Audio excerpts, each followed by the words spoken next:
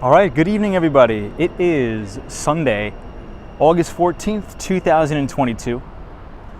We're running a little bit behind schedule, everybody. Obviously, it is Sunday, so we are going to be doing the Markets a Look Ahead live stream, where we'll be covering the day-to-day major events and activities that will be coming up on the week ahead on Wall Street.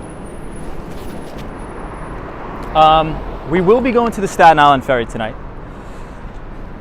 Like I said, we are running a little bit behind, so I had to jump on a city bike real quick to go downtown. So we will be starting the stream off very, very soon. I just need to get down to the Staten Island Ferry as fast as possible. So hopefully you guys enjoy the quick bike ride. It'll probably be, I don't know, maybe, I'd say 15 minutes to get down there. But you can see a beautiful view of the One World Trade Center. So once we get down to South Street Seaport, South Ferry. Once we get down to South Ferry, we'll really start the stream. We'll go through day by day all the events that are coming up on Wall Street. But for now, please enjoy the bike ride. So I should have been already down here in Lower Manhattan, but I had to help a friend out moving. And definitely took longer than expected. So I think this will be a cool way to start off the stream. But it's going to be a busy week on Wall Street, everybody. We have a crazy amount of economic news, economic data coming out. We are going to hear from the Federal Reserve the minutes from last month's meeting. Probably no material changes there. We will be hearing from Walmart and Target. The number one thing that I'm going to be looking for in those two earnings reports as it relates to Walmart and Target is the profit margins or gross margins. So inflation in general has been really wreaking havoc on a lot of the big box retailers and the like. So we'll see. We'll see just how well Target and Walmart holds up. Now, if you remember from last time we covered this earnings report here, which was obviously last quarter, one of the main concerns was the inventory buildup. I'll try to show you guys if you can see that all the way up there. But one of the biggest issues was inventory buildup, because nobody really knew how to navigate the supply chain. So they were ordering so much stuff. And not only did they order so much stuff, a lot of it even came after the season, right? So they ordered a lot of holiday stuff, which came well after the holidays. So what they have to do is do one of two things. They either have to take a massive write-down on all of that business, or they just liquidate it and sell it off to somebody else.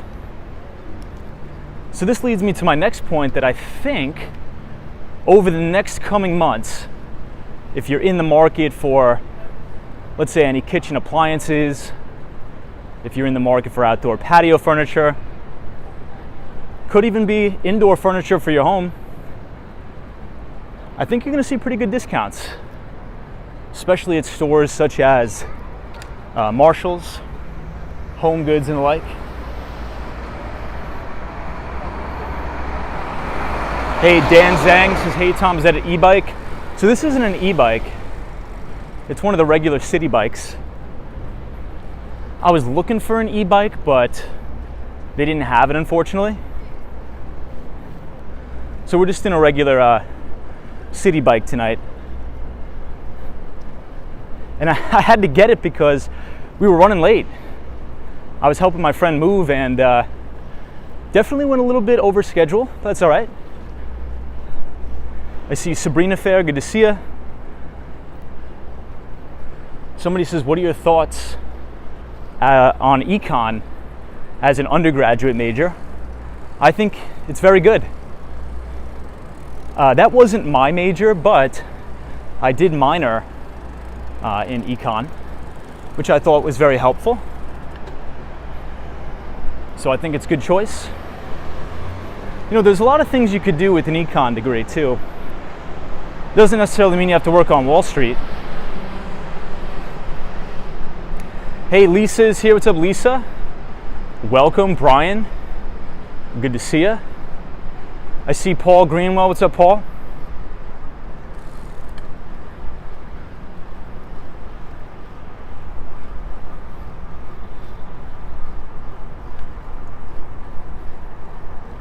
All right, not too much longer, everybody. I apologize, but we needed to get it done. Hey, Lady O is here. What's up? So Lady O is our moderator from New Jersey. Always a pleasure, Lady O. Good to see you. Lady O, I was running behind schedule, so I had to jump on one of the city bikes. But I'm going to dock it up here. I'd say maybe in 2 or 3 blocks. So just bear with us. And then we will start the stream. For all those who are just joining, we're going to be taking the Staten Island Ferry tonight. Hey, Otto is here. Welcome, Otto. Good to see you.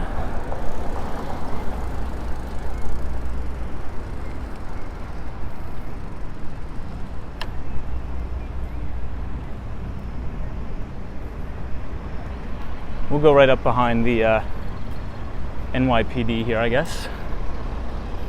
I think there's a city bike station we could dock it right here. But first, you know what? Let me show you guys. You're going to see an amazing view of the World Trade Center if we go a little bit further down. Might as well show you guys.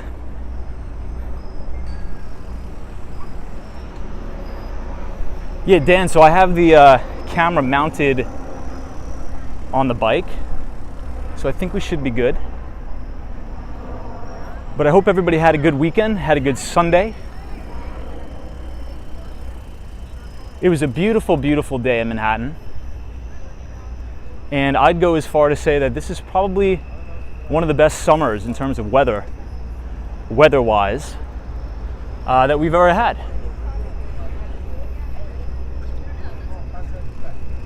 So from here, you guys will be able to see the One World Trade Center.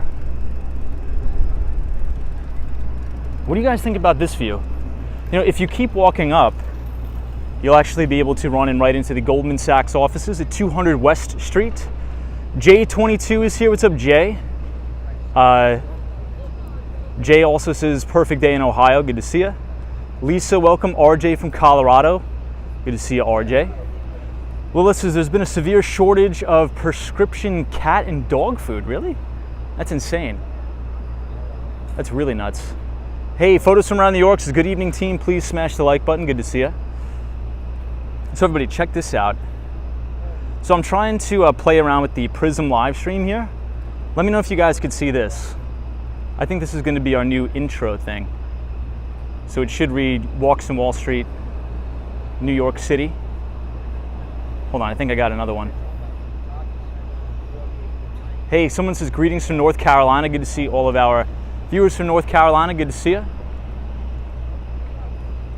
Lady O says, love the intro, thank you. Hey, Western Mass Dave, what's up? Good to see you. Google is here. Says, yeah, that looks perfect. Yeah, I think I'm going to play around with it a little bit, because what I think I'm going to incorporate is the tweet of the week or the tweet of the day. So I'll be able to screenshot some interesting tweets on financial Twitter that I think are good discussion topics, and I'll be able to show them here on the screen. So we'll be able to do like a little impromptu screen share, which I think will be good. All right, anyway, enough of that, everybody. We are going to head over. Hey, Charlie is here. What's up, Charlie Richardson? Let's head over to the Staten Island Ferry. I just got to dock this e-bike here. We're down at Battery Park. Once again, apologize for the tardiness. We should have already been down here, but Maybe the stream looks cool with this from the city bike. I don't know, what do you guys think? Hey, Irivas, good to see you. Natalie's here, the ABX girl from the Bronx. Hey Natalie, hey ABX girl, good to see you.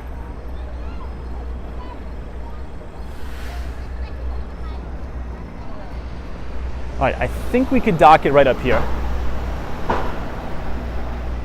Hey Terry P, Liz, what's up Liz? Says I'm liking the bike ride. You know, and I think we'll just make the Staten Island Ferry too. I think we should just be able to make it. I just need to dock my bike here and we should be good.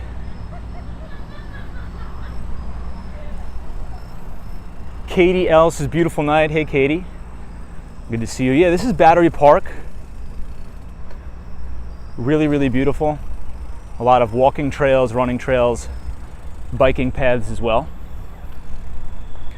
Really nice. So when it was really nice out, oh, did you guys see that dog on that bike? That was so cool. That guy was carrying his dog in the in the basket of the bike.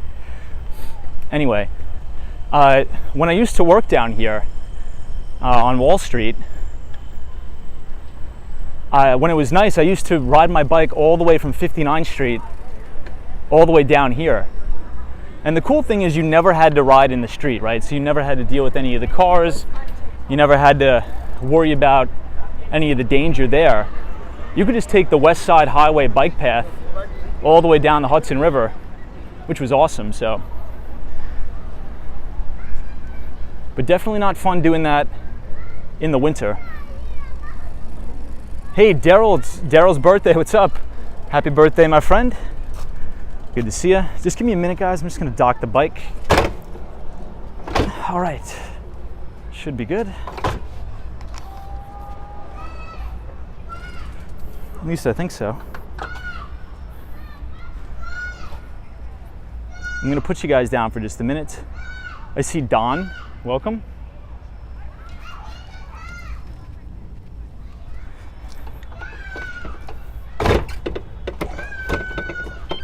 All right, cool. We're good. We are good.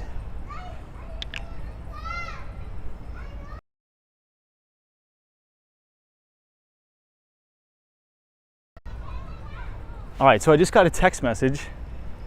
You know, that wasn't bad. It was $3.70 to take the city bike all the way from 81st Street. That's not bad. A little bit more expensive than the subway, but hey, the investigator, thank you so much for the congratulations on 18,000 people. Yeah, I mean, that's nuts. So we crossed over 18,000 subs on the channel. I never thought in a million years it would grow this big. So I appreciate you guys being here. Thank you so much. It's been an absolute blast. Hopefully we're all learning a lot. I'm learning a lot every day. GGNYC says that was fun.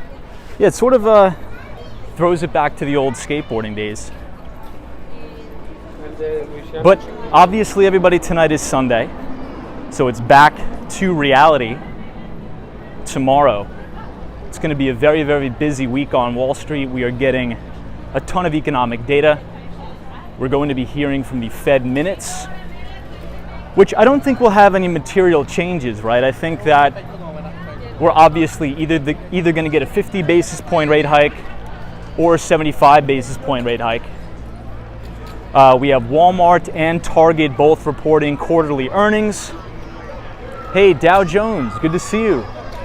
DowJones.eth says, Pete's, congrats, good to see you, dude. Welcome. Could we get a quick time check in the chat? I just want to make sure I think the ferry's boarding right now, so actually let's put a little bit of pep in our step and let's try to get in there. And I think it's going to be a really nice view tonight, everybody, because it's a clear night again, if you can believe that. Hey, Ron is here. What's up? Hey, Rich. This here says, greetings, Tom from Wisconsin. Good to see everybody from Wisconsin. Check out the American flag in here. Beautiful. Okay, it's 8:50. Awesome. So I think the ferry leaves at 9. So I think we should be good. Beautiful dog here. I think those are those bomb sniffing dogs, so keeping us safe. Love that. We got 2 of them. So there's two things to look out for when it comes to Walmart and Target reporting earnings. Number one is we want to look at those gross margins. Let's see if there's any more margin compression from the inflationary pressures. That's number one. Number two, this is going to give us a really big clue into consumer sentiment and consumer spending. Are consumers still tending to be spending on the premium name brand items, or are they shifting towards more store brand? I think that's going to be a pretty big leading economic indicator. Attention passengers, next ferry to St. George, Staten Island, depart at 9:30. Oh, 9:30 at the park. Safety and security video surveillance is conducted at all times throughout the terminal, and all passengers are subject to screening. Your cooperation is appreciated. Hey, Paul Tricky says, hey, Tom, Staten Island, let's go. Pitt to New York City says, USA, USA, good to see you. Tortellini says, Target is going to have great earnings. I've been buying all the lotion and napkins. Yeah. The investigator says the layoffs are starting. I think it's going to get crazy. Well, I've been hearing from an insider. at some of the major telco companies, especially, let's just say T-Mobile/Sprint. I guess we could just only call it T-Mobile, but since they've been through the merger, I believe they had an agreement with the FCC to not lay off any employees for the first 24 months. So I believe that time is up. So hearing from little birdies on the street that we may have some substantial layoffs there. Deborah says maybe the ferry is having some issues, not running as often, potentially.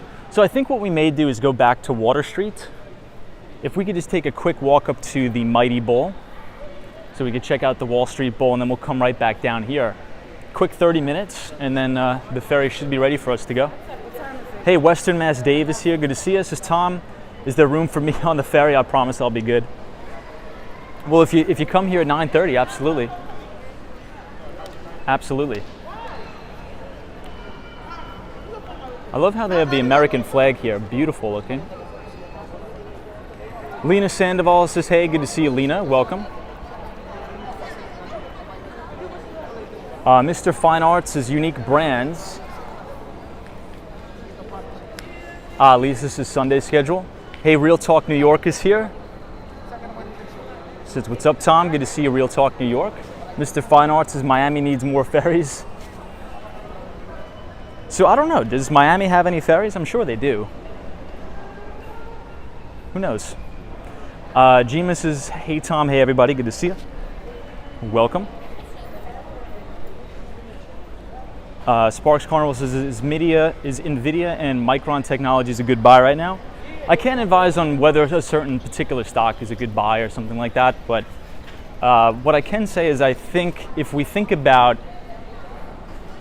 all of the new emerging technologies over the past, or over the next, let's say 5 to 10 years, they're all going to require chips and semiconductors, right? You think about cloud computing, you think about supercomputing, IoT, 5G, Internet of Things, especially as we have this huge push in EVs. You know, I remember on one of the streams we were reading an Investors Business Daily article where they outline that in the average EV, there's 2 times the amount of chipsets as opposed to a regular internal combustion engine car. So what I'll say is I think the demand for chips is not only going to stay high, but is going to increase over the next 5 to 10 years, just based upon the new emerging technologies.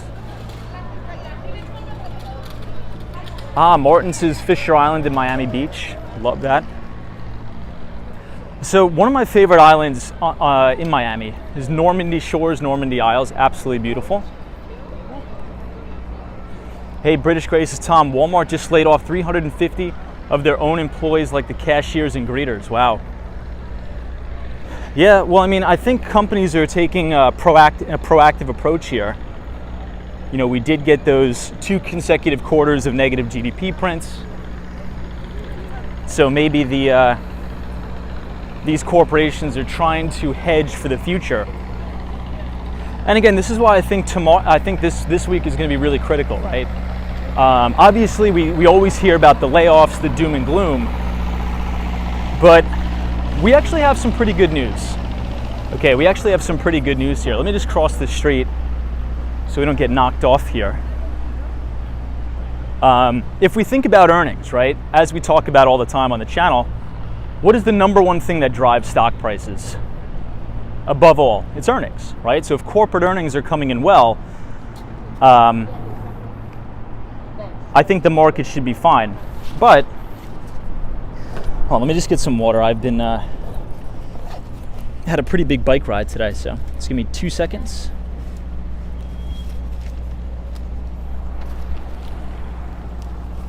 Hey, Carson is here. What's up, Carson? Good to see you. We're about to get on the Staten Island Ferry in just a minute. I thought, when I looked it up on the internet, it said that it was going to depart at 9 o'clock. Looks like it's going to depart at 9:30, so I think that's all right. Whatever. All good, all good.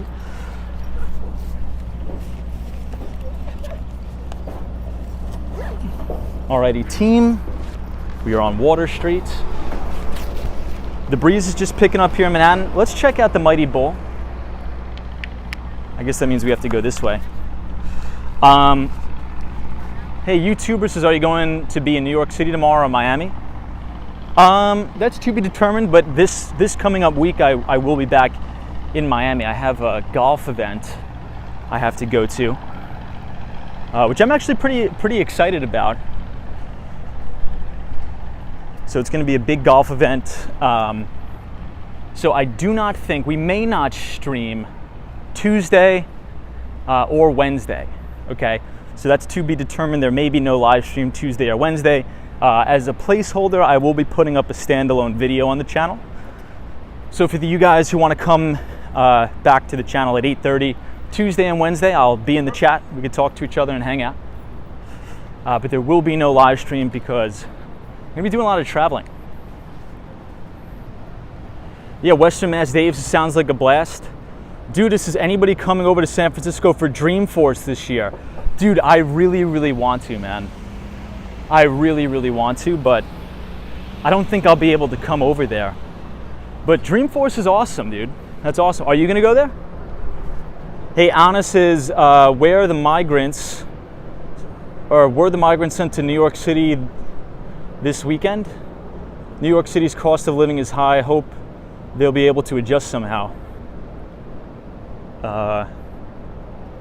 I'm not sure. The migrants. Estelle is here, so sounds nice. Good to see you, Estelle. Welcome.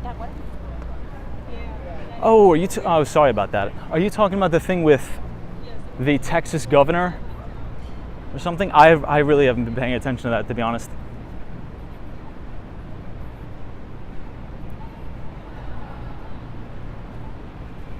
But yeah, that's heartbreaking. Anyway, so guys, here's the good news. So let's jump into some good news here. So out of all the companies in the S&P 500, about 90% of all companies have reported already. Okay? And the good news is 75% of the companies that have reported so far have actually beat earnings expectations. So if we think about the general picture, again, earnings matter, fundamentals matter. I know we can read a lot of gloom and doom, and, you know, essentially on Wall Street, the number one rule is don't fight the Federal Reserve. Obviously, they are doing quantitative tightening. They are raising interest rates. So could there be another leg down in the market? Yeah, there could. But at the end of the day, if we want to talk about health of earnings or health of these particular companies, you know, 75% of all companies that have reported earnings so far, and again, about 90% of all companies in the S&P 500 have already reported, beat analysts' expectations. So I think we have to be cognizant of that, right? There's a lot of news events we could read saying this layoff, that layoff, and I get that, and it's horrible. I never want anybody to lose their job. But on the other hand, let's think about what happened 2 weeks ago. And what happened 2 weeks ago? We had a really hot jobs number, that came in right around 529,000. So it seems as if the people who are getting laid off, there's a very, very good possibility they'll be able to re-enter the workforce with no problem. Now, that's one side of the story. What's the other side of the story that we also need to be cognizant of? The other side of the story is the labor force participation rate is showing a divergence here with the labor force participation rate actually going down, which we've talked about. But, so this is the mighty bull, everybody. Hey, Bagels and Walks, it's Tom. Do you prefer the front or the back of the bull? The front. Good to see you, Bagels and Walks. Happy Sunday to you. The LT Prod says, if the Fed refuses to raise rates anymore, do you think the market will go down? Well, I think in general, what the market wants to see is the Fed easing here. Okay, and that's why I believe after we had that CPI print that came in a little bit below expectations or a little bit lighter, the market started to rally, right? Because as inflation starts to come down, I believe the vast majority of people on Wall Street are like, okay, the Fed is going to look at this and say, listen, maybe we're getting a little bit too aggressive with the rate hikes. Maybe we're getting a little bit too aggressive with the quantitative tightening. Let's hold back. Let's hold off a little bit. But at the end of the day, quantitative tightening hasn't even really started yet, right? Hasn't really even started yet. So the Federal Reserve has been playing this balancing act, saying we don't want the economy to plunge into a recession. We don't want massive layoffs, but we also want to kill inflation. Now, if you guys want to review, I believe on Wednesday is when we did the CPI stream, and we did an in-depth analysis, line item by line item, of every single nook and cranny in the CPI. Now, let's just quickly review the good and the bad here as it relates to the consumer price index.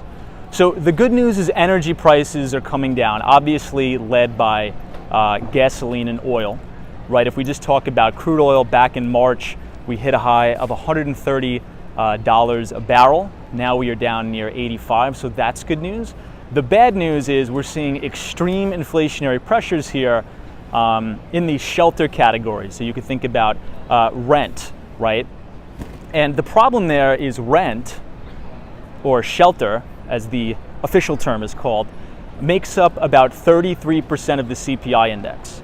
Okay, so if we could somehow get shelter costs to come down or cool here, you're going to see a big decline in the CPI. So I think the two main factors that are still running hot in the CPI is number one, shelter, and number two, wages. Wage pressures have actually been going up, probably mainly because corporations are trying to pass those costs on to consumers. So as corporations have to increase salary, obviously they don't want that to hit the bottom line. So in turn, they raise prices on their goods and services. So we'll go in that a little bit. Carson says, do you think we will see deflation? So Carson, that's an interesting, that's really interesting you say that. I'm going to ask you the same question. What do you think? Do you think we'll see deflation? What I think is, if you look at technology as a whole, I think the United States has been in deflation for a very, very long time. And what I mean by that is, just think about all the things you could do with an iPhone. Your iPhone is now your internet, your iPhone is now your computer, your iPhone is now your telephone. So it's essentially consolidated about 40 or 50 different products in the palm of your hand. So instead of having to go out and buy a tape recorder, instead of having to go out and buy a cassette player to listen to music and buy 1,000 CDs or vinyls, now you could do everything literally on your phone. So I think that in and of itself, technology is very deflationary,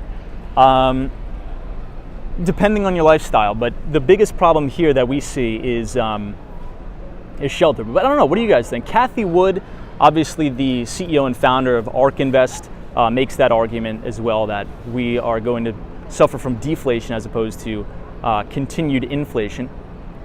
Unlimited stimulus says Apple will push the market higher as long as there is no iPhone delays, up 33% in 2 months.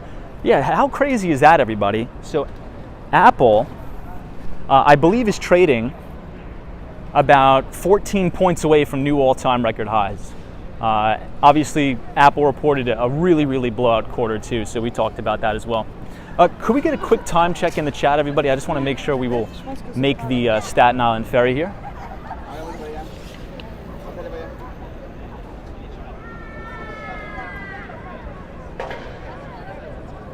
Hey, Sweet Country, Michigan, good to see you. Austin City Limits is the Mighty Bull will continue. Good to see you. Okay, 9:06. So everybody, maybe if you can give me a heads up when we hit 9:15, because that is when we will head out for the Staten Island Ferry. Carson says, Tom, I agree. Technology is itself deflationary, but I think it will depend on monetary policy and how far the Fed is willing to go. I think so too. You know, there is a hedge fund manager by the name of Dan Tapiero, and he actually got his start working under Stanley Druckenmiller. So Stanley Druckenmiller, I've pretty much talked about him ad nauseum, and Stanley Druckenmiller is probably renowned as one of the greatest money managers of all time. So I respect Dan Tapiero's opinion very, very much. He is the managing director at 10T Holdings, and he says that the Fed is actually going too far and causing massive demand destruction. And I think we've seen that since the beginning of 2022 with all of these SaaS stocks getting crushed, PE compression here. So I think there's a lot of opportunities in the market. Definitely think there are. Hey, Eric is here. Says, how you been, kind sir? Good to see you, Eric. Welcome.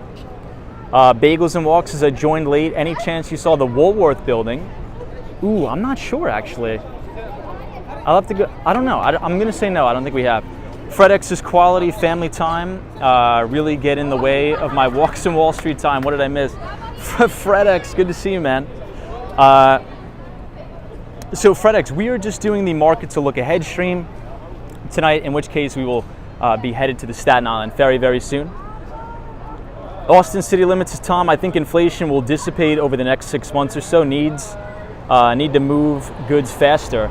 Yeah, I think we're going to get a really good key in as Target and Walmart reports, right? So could you imagine if a lot of the C-level executives come on the earnings conference call this week at Target and say, yeah, we are suffering a lot from the buildup in inventories. And I've been talking to you guys about this for a while now. So one of my good friends, he is in the VC space, and he's actually doing some funding to help particular liquidation companies that go to these big box distributors or right to the OEMs directly and purchase a lot of these goods at wholesale prices, so lower than rack rate, and they actually sell these goods to Home Goods, to Marshalls, to the Ross stores.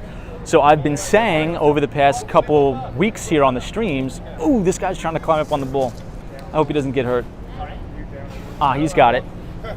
Good dismount there, 9 out of 10 on the dismount. That's why I've been saying, if you are in the market for new patio furniture, indoor, outdoor, even if you want to buy some like third-party appliances, or not third-party appliances, or appliances for your kitchen, if you want to look for like a third-party website online, I think you're going to get massive, massive deals here over the next coming months. I really do. Brilski says, deflation is stuff we don't need, like disposable electronics. Inflation in food, energy, and rent, says Brilski. Yeah, I think you said it perfectly. Now, I wouldn't go as far to say we don't need this stuff, right? Because, I think technology, just to give an example, in my industry, I've pretty much spent my entire career selling tech into the healthcare sector. And I've seen firsthand how technology can really, really help patients, especially from an RPM standpoint, so like a remote patient monitoring standpoint, as we put devices in patient homes to set reminders to take medications, administer medications, and things like this. We could really reduce the remittance rates to the hospitals and give a patient a little bit better experience. So from there, I think those are really good use cases, but I agree with you 100%. We're seeing inflation in food. So to your point, Brilski, one of the things that actually came out of the CPI report is food at home. So food you eat at home, I believe was up 7% year over year. Shelter, that makes up about 33% of the CPI, was also up about 5.1% year over year, and month over month too, about 0.5%. So it's definitely tough. It's definitely tough out there. And I'd say the one piece of advice that I could give, which has really helped me in my life, and I'm sort of glad I did this. So a lot of people say, the worst investment you can make is buying a house, right? Because it doesn't produce cash flows, which I get. But if you buy a property and you could either house hack it, which means, let's say if you buy a 4-bedroom, 2-bathroom home, and then you're young, let's say if you're in your mid-20s, you don't have a wife or kids or anything, or you don't have a husband or kids, what you can do is you could offload the cost of living to your tenants, right? And have your tenants pay down the debt on your property. And as everybody is dealing with crazy rental increases, you keep your cost fixed, right? So let's say if you can acquire a duplex or a triplex or something like that, you have a fixed mortgage payment because you don't get an ARM or something like that. You can have the tenants pay off your debt, and your living expenses will always be constant, if anything, free. Right? So in my case, the tenants, if I Airbnb it, it covers the cost of the mortgage, taxes, and insurance, and now I essentially live for free, and you don't have to worry about the landlord raising the rents and things like that. But that's why I always say, I believe still, one of the best things you could do when you're young is acquire a piece of property that you can always have. You could always have a place to sleep, take a shower, lay your head to rest.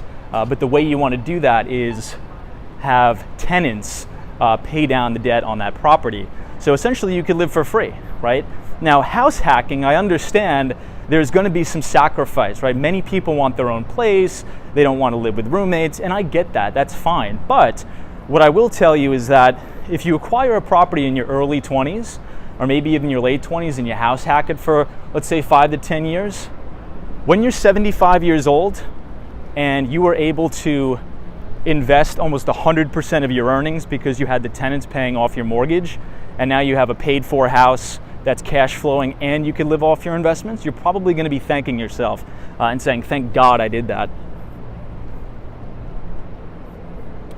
Hey, Lena Sandoval, what's up? Good to see you, Lena. Hey, SoHo is here. This is Tom. You're blessed from God. So are you. Thank you so much, SoHo. SoHo, we were just at the Mighty Bowl. We're going to head back down to Water Street because I believe the Staten Island Ferry takes off at 9:30, so we do not want to miss that. Dusty Cole is here. Welcome.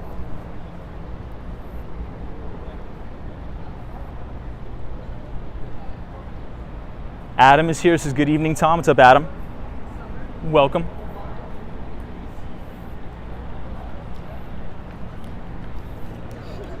Sunshine after rain. Welcome. Good to see you. Hopefully you had a fantastic weekend. Bagels and Walks says absolutely love the ferries around New York City. Highly recommend anybody taking advantage of it. I agree. So especially if you are a tourist, right? A lot of the tourist attractions like the top of the Empire State Building, top of the Rockefeller Center, these things cost a lot of money, okay? But if you want to hack it out and sort of travel on a budget, Staten Island Ferry is probably the best value because it's free. Now, obviously it's free because of the taxes, right? The taxpayers pay for the ferry, but what I mean by free is there's no cost to ride it, like the MTA. So let's say if you ride the subway, you're gonna have to pay, the $2.75 or whatnot, but Staten Island Ferry, you get on and it's free. So fantastic there. Liz is here, good to see you. Okay, so it's 9:15, so I think we're gonna be good. If you guys want to come here yourself, the easiest way, if you're coming from Penn Station, is just to hop on the 1 train and take it all the way to the end. So South Ferry is the last stop on the 1 train. Joan is here. Hey, Joan, good to see you. All right, so here is the terminal. I'll give you guys a quick panoramic view of it. Dusty Cole, welcome. Denise, New York City says, hey, Tom, hope your Sunday is going good. It's going fantastic. The LT Prod says, Tom, any opinion on the Rumble video platform? I don't. I've never used it. I've never used it.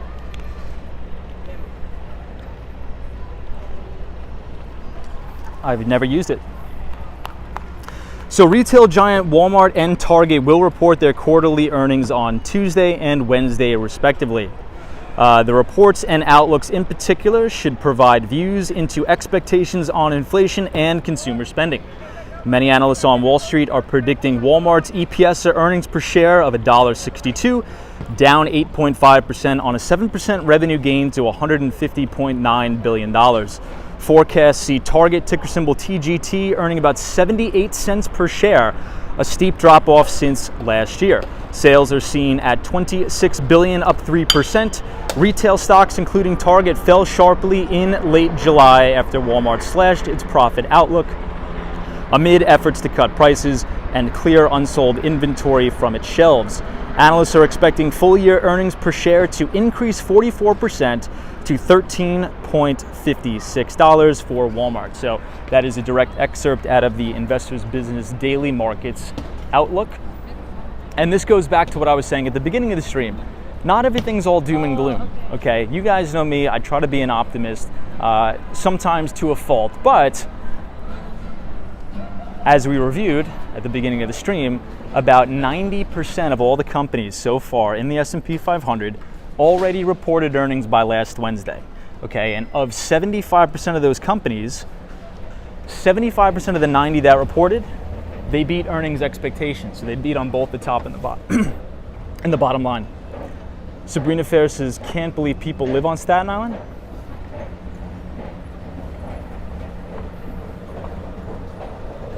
FredEx says that's a lot of numbers I don't understand. Yeah, so usually what analysts will do is they'll model out these particular companies before earnings, and they'll say, due to our estimates, we think that Target is going to report X amount in revenue and X amount in earnings, right? And this factor is from two things. Number one, the companies, after they report earnings, tend to give forward guidance outlooks. So let's say if they had, for an example, $2 billion for the entire fiscal year in profits.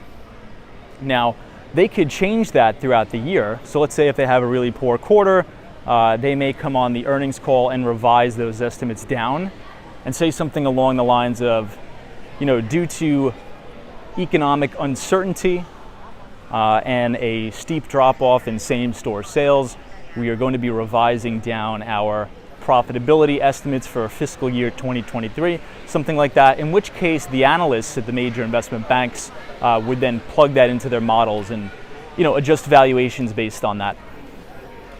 Hey, Traveling Tips, what's up, dude? Long time no see. Says, hey Tom, love taking the ferry, a very underrated free thing to do in New York City. I agree 1,000%.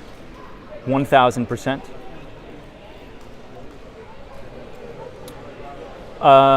Let's see what else we got. We have Nicholas Dura. Good to see you, Nicholas. Gerald says, hey Tom, we are ready for the views tonight. Yeah, I'm ready too. I'm definitely ready as well. Well, we're supposed to take off at 9:30, so I think that's coming up in a couple minutes here. One Love Momo says, hey Tom. Hey, One Love, good to see you. Ryan Royal says, yay, we are taking the ferry today. Good evening, Tom and Mods. What's up? Ryan, welcome. I may get a drink here. I may get a water. So we may take a quick intermission because I may buy a bottle of water. We got some time to kill, so might as well. I wish they had a clock here.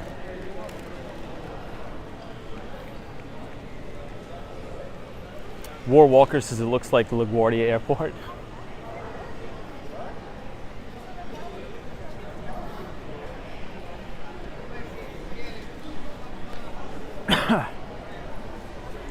Yeah, let's get some water here, guys.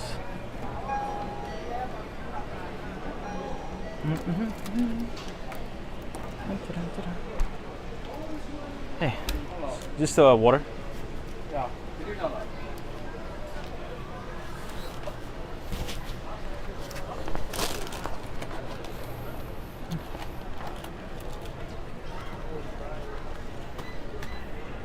Thanks, man.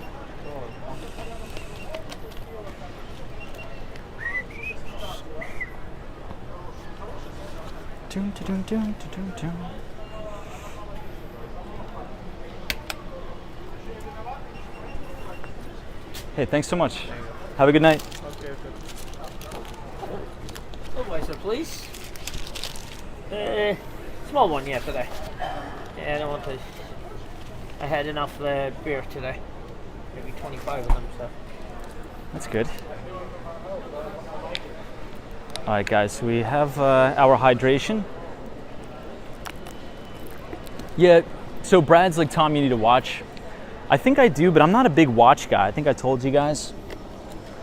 I've never really been a big watch guy. And with me, I'm so horrible with losing things, I'd probably lose it.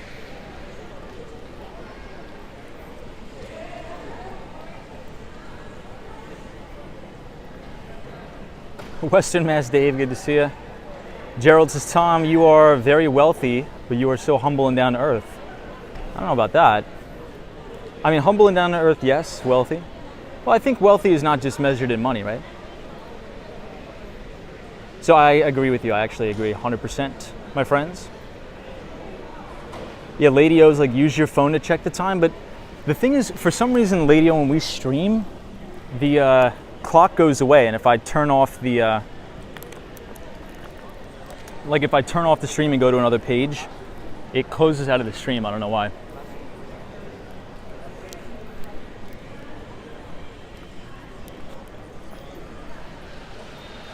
So we're supposedly supposed to be getting on at door 1. But we'll see.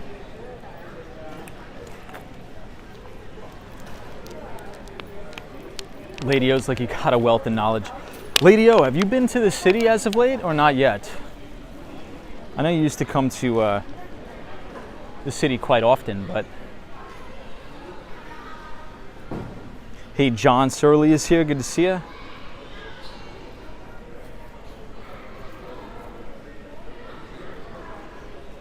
Let's see if we can see the ferry coming in over here.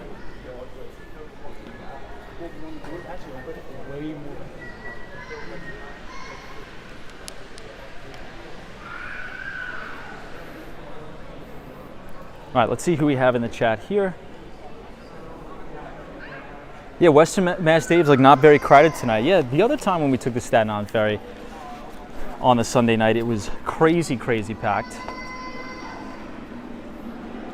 Van is here. Good to see you, Van. Martin says, because iPhone sucks, Tom. Rusty Golfer says, I rarely wear my nice watch. It's annoying, but I love my Apple Watch. Yeah, so what I was thinking about doing is getting an Apple Watch for mainly like the health stuff, but then I found out you could essentially get all those analytics pretty much for the same thing on your regular phone, but you know, we'll see. But if we go into a further sector breakdown, everybody, in the IT sector, that was the strongest sector so far this earnings season. So almost 87% of the names in the IT sector scored earnings that were above expectations. If we think about industrials and healthcare, they ran at a better percentage of 80%. So any healthcare companies or industrials, about 80% of those which reported earnings so far beat expectations. Surprises among materials, utilities, and consumer staples, and of course energy beat by a 70% margin, which I was actually surprised because we were covering Shell's earnings, Chevron's, and ExxonMobil's, and I believe among those three companies alone, they raked in over $46 billion in profits in Q2 alone, which is ridiculous. Let's just call it what it is. That's like literally waterfall profits for the oil companies, obviously due to the higher than normal refining margins. But it's 9:25, so we have 5 more minutes, and then we will head back on the ferry. Anna is here. Good to see. Hey, Albany County Sheriff live. This is Hey All. Good to see you. Albany County Sheriff. Love that. Speaking of Albany, oh, hold on. Ferry to St. George, Staten Island, will depart at 10 o'clock. 4-year increase in safety and security. 10 o'clock. Surveillance is conducted at all times throughout the terminal, and all passengers are subject to screening. Your cooperation is appreciated. Please keep in mind that all passengers, regardless of vaccination status, must wear a face mask at all times. Did they just say 10 o'clock? Did you guys hear that? Thank you for your compliance. Once again, the next ferry to St. George, Staten Island will depart at 10 o'clock. Oh, there's no, I don't think we can wait, guys. I think we're gonna have to go. Yeah, I think we're gonna have to head out, to be quite honest with you guys, because I don't think we could wait here till 10 o'clock. They did say it was supposed to depart at 9:30, but now they're saying 10. So I think the ferry must be broken. Yeah, because I got to get the train. Yeah, that's crazy. So I think there must be some delays with the Staten Island ferry, probably because, you know, all the normal things that every other company's been dealing with, like a shortage of staff. So they keep kicking everything down the road. So it was supposed to be at 9, then they kicked it out to 9:30, and now they just delayed it once again to 10. So let's just head back. Let's walk up. We'll still get to see the beautiful view of the New York Stock Exchange. Yeah, Martin's like, the ferry must be broken. I think somebody on the stream gave us a heads up about this already, that the Staten Island ferry has been extremely delayed. Good thing we're not in a hurry to go to work or anything, right? Could you imagine? If you had to go to work and, yeah, Lady O's like, and the 10 p.m. isn't guaranteed. That's true. Could you imagine if you lived in Staten Island and, you know, for whatever reason, it keeps getting delayed like an hour and an hour? You know, obviously, because this isn't a train, it's a boat. So it's not like Long Island Railroad. The Long Island Railroad is never, almost never, ever delayed. Yeah, Bagels and Walks is like, bummer, there must be staffing shortages. Yeah, I think you may be right. I think you may be right. Lupe is like, is that the only way to Staten Island? So it's not the only way, but it's the only way for us to do it. So you can go to Brooklyn and then take the Verrazano Bridge to Staten Island, but obviously you need a car for that. And the toll is, I think, what is the toll now, everybody, to Staten Island? Is it like 20 bucks? Yeah, Jerry's like, need to watch your heart rate as you close the deal.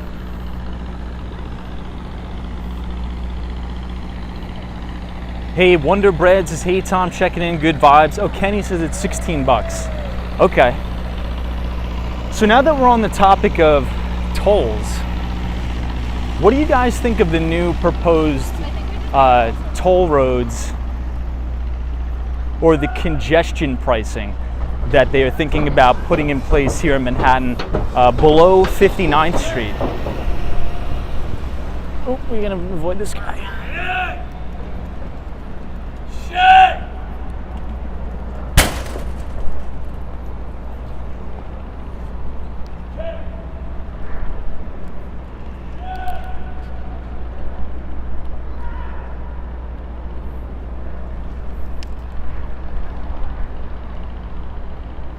Yikes. So what do you, all right, so what do you guys think about the new toll roads that are proposed south of 59th Street? So essentially what they're trying to do is encourage people to take the MTA. Okay, so they're encouraging people to take the subway. They're encouraging people to get back to taking the trains as opposed to driving. So one of the genius ways that our lovely politicians have came up with is to tax people if you drive south of 59th Street or in Midtown with an $8 to $12 toll, which I think is ridiculous. Somebody says the congestion pricing is a great idea and long overdue. Okay, I respectfully disagree. Why do you think it's a good idea? I'm open to any discussion or conversation about it. I don't want anybody to feel that, you know, if you disagree, we're going to come down your throat. But I don't know. I think that, I think it's a very bad idea because you're penalizing people just for going to work, right? What if you, you know, don't feel safe taking the trains, right? You're a single mom. You'd rather drive in due to safety concerns.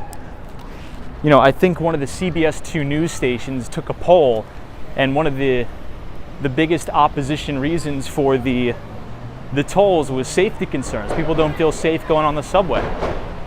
So I don't know.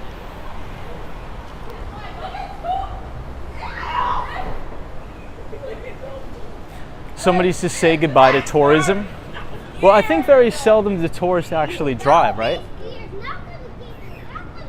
I'm not sure if it would affect tourism. I think it would affect, the average middle-class person living here. To me, it's almost like a poverty tax, kind of. Stephanie's just taking the subway is crazier than ever now with the weird people. Yeah, I mean, especially of my female friends, they say the same thing. They're like, if I have to go into the office twice a week, I'm going to drive. It's just not worth it going on the subway. The ABX girl says it will be hard in the beginning, but it will work out. They need to clean up the subway. Walking Minnesota says, what's the point of public transit and public spaces? People can't use them safely. Yeah, it's true. Hey, Disney Matt is here. Good to see you. Nouveau says it's a great idea because of simple supply and demand. Space in a major city is very valuable, and there will always be a shortage of underpriced. And there will always be a shortage if underpriced. But congestion, pollution, etc. are their own costs. Okay. I respect it. May not agree with it, but I respect the take. Denise is like, what street are you on? That's a good question. So we're about to be on Broad Street. We'll just take a quick view or a quick look at the one and only New York Stock Exchange. Christian Wilson says, what do you think of the job the new mayor is doing? Not the best, but it's an uphill battle. It's not like things are going to change immediately. But I don't know. I just disagree with it seems like the government's only idea to fix things is just new additional taxes on people. And we pay some of the highest taxes in the nation here in New York. And I don't think just adding new taxes is going to do anything. Will it deter people from driving? Yeah. But at the end of the day, I don't think you should be forced into a decision. I think you should be able to make your own decisions freely without having to be up against a new tax or something like that. So this is Stone Street. I used to come here sometimes with clients when I worked down here way back in the day. It's actually not that packed tonight, so I'm pretty surprised, especially that it's a Sunday night. The big thing was... Here, I'll give you guys one more look about. But surprisingly, it's not that packed tonight. Austin City Limits, it will cause people to move out of New York City, potentially.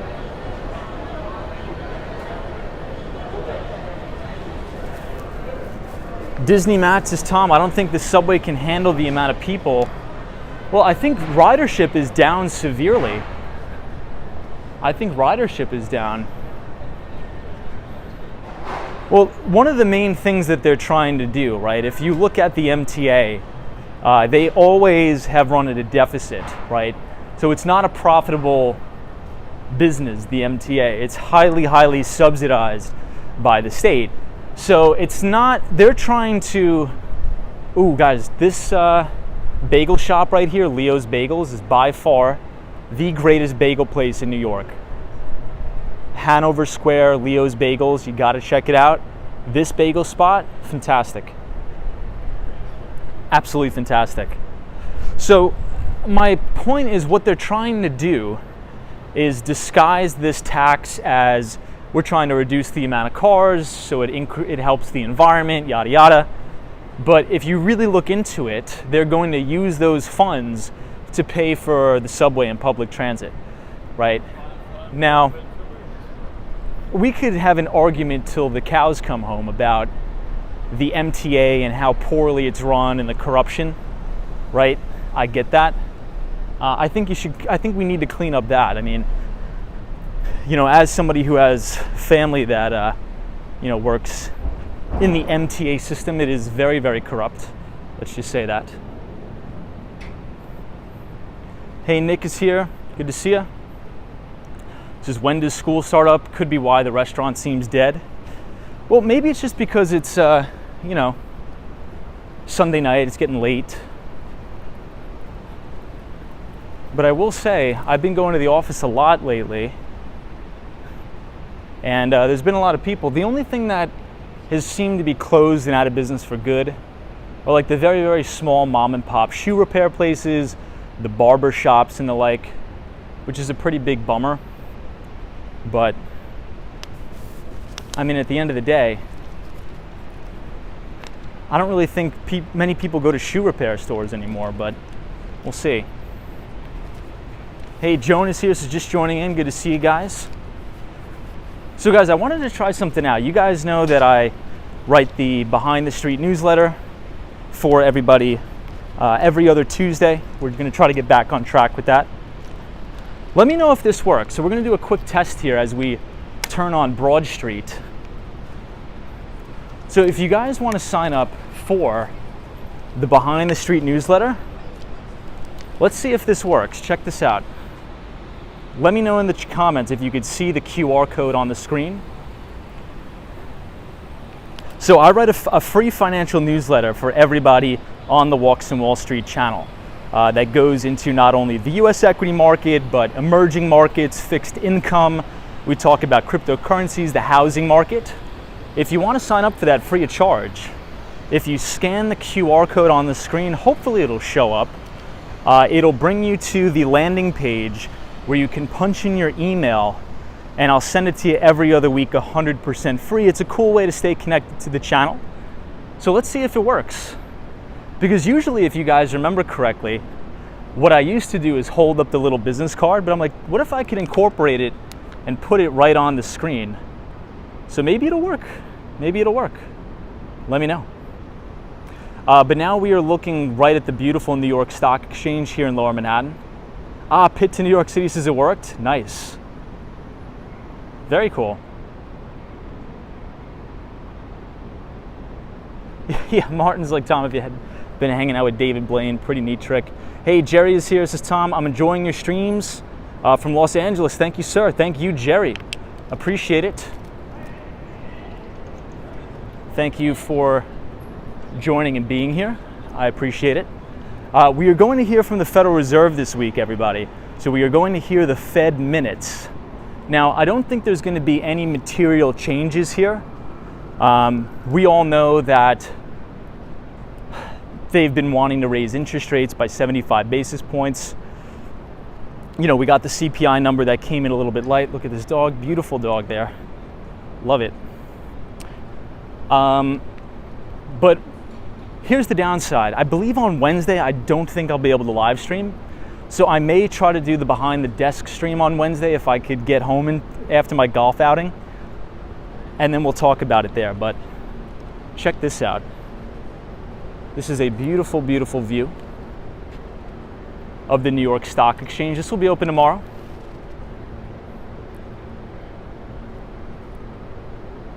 Yeah, Oscar Diaz's stocks were riding high last week. Lupe says, Tom, when do you go back to Miami? So I will be back next week, mid next week, probably Tuesday or Wednesday I'll be back. Oreo says, hey Tom, show us the Fearless Girl. Absolutely. I'll show you guys right now. Yeah, Oscar Diaz says the VIX index was not too well receptive. So Oscar makes a really good point. And let's talk about that a little bit. I'll show you guys the New York Stock Exchange here. Hey, DeLargo, this is New York Stock Exchange, most beautiful place. Thank you so much. for your donation. Much appreciated, my friend. Thank you for supporting the stream. One of the things I'm a little bit skeptical about the recent rally is because one of two things, or I would say two things have not happened yet, and here's the fearless girl. Usually when markets hit, I would say, cyclical bottoms, you have two things that happen.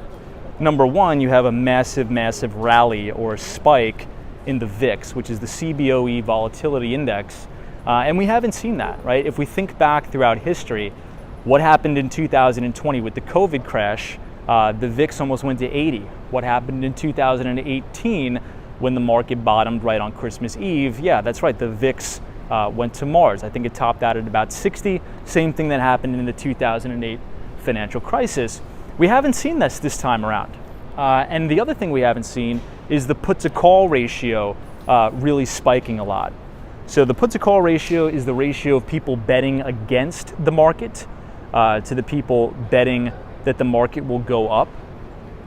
So obviously a put is a derivative product which allows you to sell, or it gives you the right but not the obligation to sell 100 shares of an underlying security, and a call contract gives you the right but not the obligation to buy 100 shares of an underlying security. So you could just think of it as calls is a bullish bet and puts are a bearish bet. But check out this view of the fearless girl. I think this is my favorite view right here.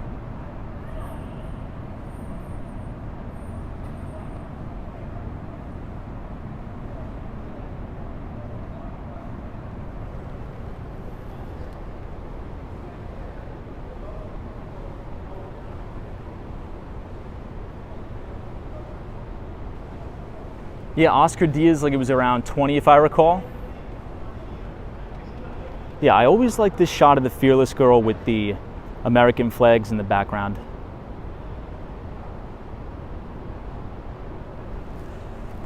All right, but we'll head back up. We'll head back up, team. But yeah, once again, if you see the QR code at the top right-hand corner of your screen, if you scan it, you will be signed up to receive the free Behind the Street newsletter that I write for each of you every other Tuesday. It's a good free way to support the channel. Hey, Travel XYZ says, hey Tom, what place is this? So this is the New York Stock Exchange. The building that we're looking at right now is Federal Hall. So we are looking at Federal Hall right here. Liam says, thoughts on the scaffolding would be totally unacceptable in most cities. So Liam, here's something crazy about the scaffolding outside of Federal Hall. This scaffolding is going to be up for 10 years in front of Federal Hall. Now, when I used to work down here, I actually used to have lunch oftentimes right on these stairs right here outside of Federal Hall. So definitely a bummer. I don't know why it's going to take 10 years, but it will. Hey, Sal Bravo says, I used to work at 14 Wall Street. Ah, cool. We were neighbors. I was 82 Wall Street back in the day. 82 Wall Street as well as 77 Water Street. We were next to the S&P Global building. But good to see you. Yeah, Mike Cease, this is Federal Hall where George Washington was inaugurated. Yes, you are correct. Teresa Diaz is over 1,300 subscribers to the Behind the Street newsletter. Yeah, I know, that's wild. So I really, really appreciate that, everybody. Here, check this out. I also incorporated this. That's a pretty cool shot right here. Not bad. All right, so let's head out. Let's head up. But the New York Stock Exchange is located right on the corner of Wall Street and Broad Street. Obviously, futures are probably open right now.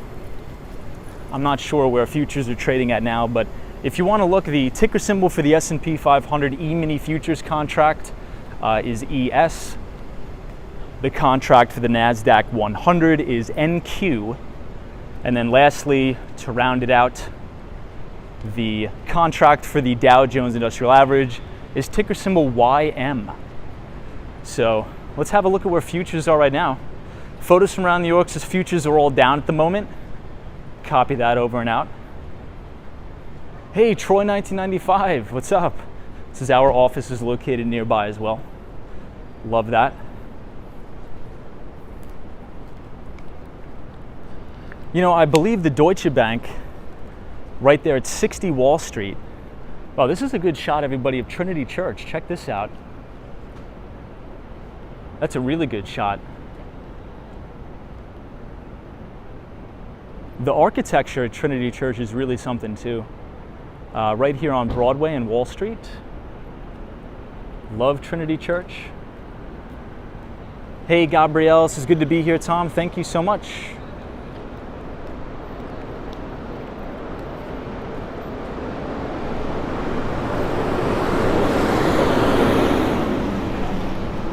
So anyway, 60 Wall Street used to be the main headquarters for the German investment bank, Deutsche Bank. However, if we think back to 59th Street, Columbus Circle, the old-time Warner Center, which is adjacent to the Trump International Hotel and Tower, I believe they took over the space there. So now it is called the Deutsche Bank Towers, right there at 59th Street. So I'm not sure if they closed down the entire office at 60 Wall, but I was walking past it earlier on Saturday and everything was totally closed out. If that's true, that's going to be a big hit to the community, to the restaurants down here, because there was thousands of employees that worked out at that office. But you know, I think this is another step that we've been talking about on the streams, that look, you know, this isn't the 1900s anymore where everybody needs to be on Wall Street. You know, back in the day, they actually used to trade stocks with physical pieces of paper. You know, since the introduction of computers and algorithmic trading, a lot of the major investment banks, hedge funds, have actually moved uptown to places like Park Avenue, Midtown. You know, Morgan Stanley is right in Times Square. So is Barclays Investment Bank, BNP Paribas, where a helicopter crash actually happened right on the top of the French bank, BNP Paribas. So, you know, Park Avenue is really considered the financial capital of the world now. I think Cantor Fitzgerald is up there as well.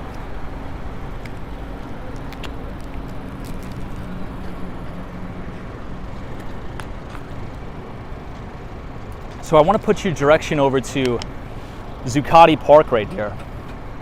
Now, I know we always talk about this, but Peter Schiff, who is the CEO and founder of Euro Pacific Capital, Euro Pacific Bank, which actually just finished really horrible process with the government of Puerto Rico. I think he actually had to close down his bank.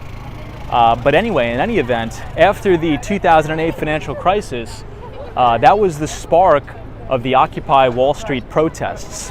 Now, if anybody remembers, there used to be thousands of people here in Zuccotti Park in Lower Manhattan at the Occupy Wall Street protests, and Peter Schiff did a really good documentary series, I guess I'll call it for lack of a better term, with Reason TV. And that particular series is called I Am the 1%.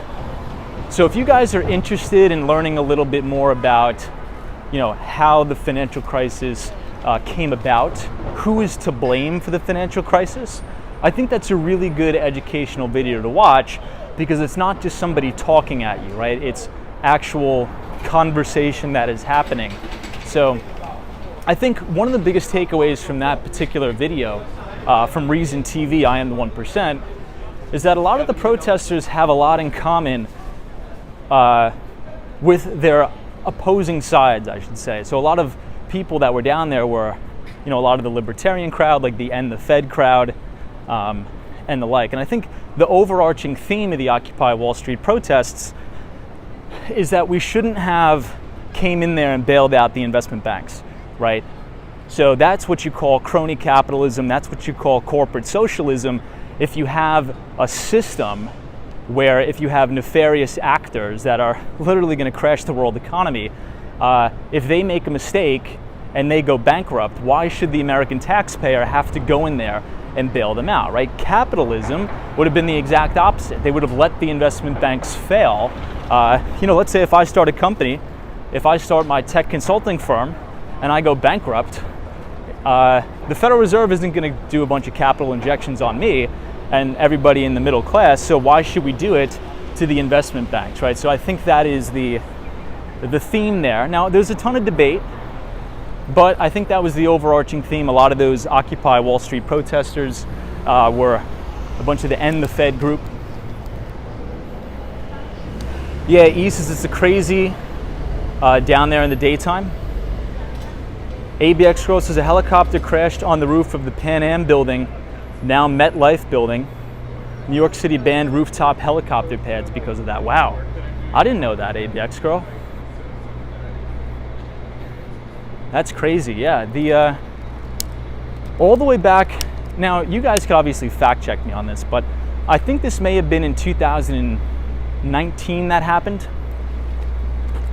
where the helicopter crashed on the roof of the BNP Paribas. That was a wild day. So I worked not too far away from there. Oh my gosh, you guys ready for this? Get a load of this. So this is Fulton Street, but check out how beautiful the World Trade Center is from here. Amazing. Hey, Lucas is here, says, hey Tom, tuning in from Brazil. Good to see all of our Brazilian viewers. Thank you guys for joining. Love Brazil. Carlos says, Tom, shifted and closed shop in Puerto Rico. His bank, Euro Pacific Bank, was accused of improprieties, but his asset management firm is still in Puerto Rico, and he lives there. Yeah, so I'm not too sure what the overall verdict was there, but I believe, and you could correct me if I'm wrong, and I'm going to do a little bit more research here, but thank you for chiming in and saying that.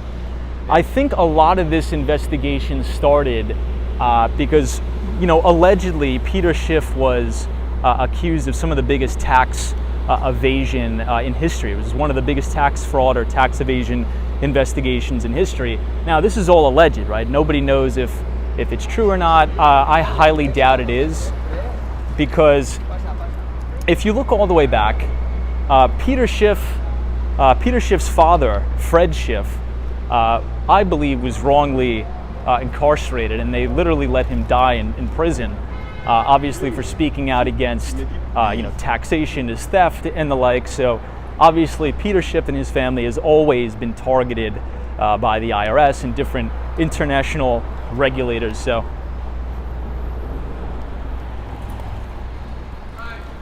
but yeah, I haven't been doing as much research as I should have been on the verdict of that, but if anybody knows what came about that, please put it in the chat. Hey, Richard 09 Abel says, with the average rent at $4,000 to $5,000 in Manhattan is nice to view. I'll leave the housing for others. Nice views though. Thank you for showing us the city. Thank you, Richard. Thank you for being here. I appreciate that. Taxi Cab says, it's funny, in LA every skyscraper has a helicopter pad on the roof. I think Miami too. Miami has a lot of those helipads on the roof as well. I can definitely see how it's big liability and very dangerous.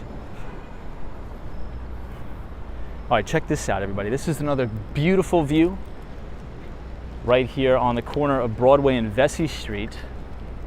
Check out that Empire State Building, World Trade Center. But if you guys are enjoying the stream tonight, feel free to leave a like on the video and click the subscribe button if you are new. We do these live streams roughly 5 days per week between New York City and Miami, and we'd love to have you here as a part of the crew. But for now, we're going to head all the way uptown. Tonight, we're going to be walking through Chinatown. Well, first, we're going to walk through Chinatown. We're going to hit up against Canal Street. Chinatown's going to look beautiful. We're going to walk through Little Italy, up through SoHo, NYU, and the like. So definitely stay tuned for that. Let me just adjust the brightness here.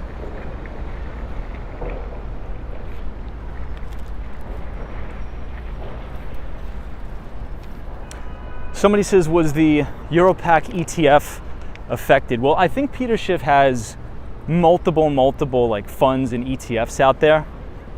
To be fair, they have all severely underperformed the market. But then again, Peter Schiff is very concentrated in gold, obviously, would shift gold. If anybody is on Twitter, Peter Schiff is definitely always poking the bear with the anti-Bitcoin comments and things like that. So there's always some interesting dialogue that happen there. But he also has really, really high exposure to emerging markets. So why, if you have high exposure to emerging markets, let's just talk about over the last 12 months, why do you think performance would have been lagging in those particular areas? Well, I think it's safe for one to say, ooh, that was a roach. Jeez, I stepped right on it, man. So a little bit of a pro tip here, everybody. If you ever see a roach, never step on it. And if you see a roach in your house, never step on it, never kill it in your house. Try to capture it and flush it down the toilet. Because if you step on a cockroach, it disperses all the eggs all over the place. And you're gonna have even more roaches in your house. So never, never, never step on a roach. So don't do what I did. We're gonna try to not get knocked off here crossing the street. But what was I talking about before I stepped on the roach? Hey, GX72, what's up, dude? Good to see you. Thank you for joining tonight. We were supposed to do the Staten Island Ferry, everybody, but I apologize. I had no idea that it was going to be delayed like an hour. I can't wait an hour there, so I apologize for that. That's right, emerging markets. Thank you so much. So I think one of the big reasons why emerging market companies, stocks have been doing particularly poorly is because the Dixie, and if you pull up, if you go to tradingview.com or something like that, which is a free charting software, look at the relative strength of the dollar. Talk about ripping your face off, going to the moon. The dollar has shown exceptional strength, especially compared to other currencies, especially the Japanese yen and the like. And that is definitely puts pressure on a lot of emerging market companies. Also, through this earnings season, it wasn't exclusive to emerging markets, but right here domestic too. So you think about what Tim Cook said on their earnings call with the foreign exchange rates taking a big hit to their top and bottom line. Also, Bill McDermott, the CEO of ServiceNow, enterprise software company, said the same thing. So foreign exchange rates have really, really put a hurting on earnings this season. Paul says, not for nothing, that was gross, but thank you for the tip. No problem, Paul. No problem. Guys, check this out. This is the bank here. It looks like somebody came in and had a big field day with the garbage. Busted it all open over the floor. That's always nice. Yeah, so Emmanuel says Home Depot, Walmart, and Target report this week. You're 100% right. Let me take a sip of water. So a lot of the big box retailers are going to report. And I think that's really important because that's going to give us a lot of insight into inflationary pressures and inventories building up, right? So last earnings season, we talked about the same exact thing. One of the main pain points that I saw in Walmart and Target's earnings was the buildup in inventory, right? The margin compression. So one of the things that I like to look for, especially during earnings season, or if I'm trying to formulate an investing thesis, what I want to see in general is companies that are able to maintain their gross margins in an inflationary environment. Right, those are the companies that you want to own. However, if they are unable to maintain their margins in an inflationary environment, well, that means that they're having a very hard time passing on costs to consumers. Okay, and as we know, the number one thing that you need to look for is earnings growth, profitability, and it could be bad. It could be bad this earnings season for Target and Walmart. But for the consumer, here's the good news. And I think I've said this a couple times already tonight in the stream. Here's the good news for us consumers.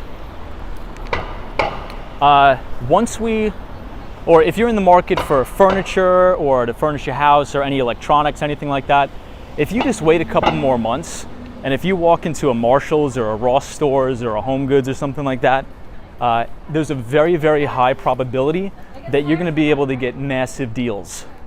Because a lot of these big box retailers, what they do is they liquidate all of their excess inventory, and those liquidators turn around and sell them to places like TJ Maxx, Marshalls, all of those discount stores, and I think we're going to be able to get some really good deals.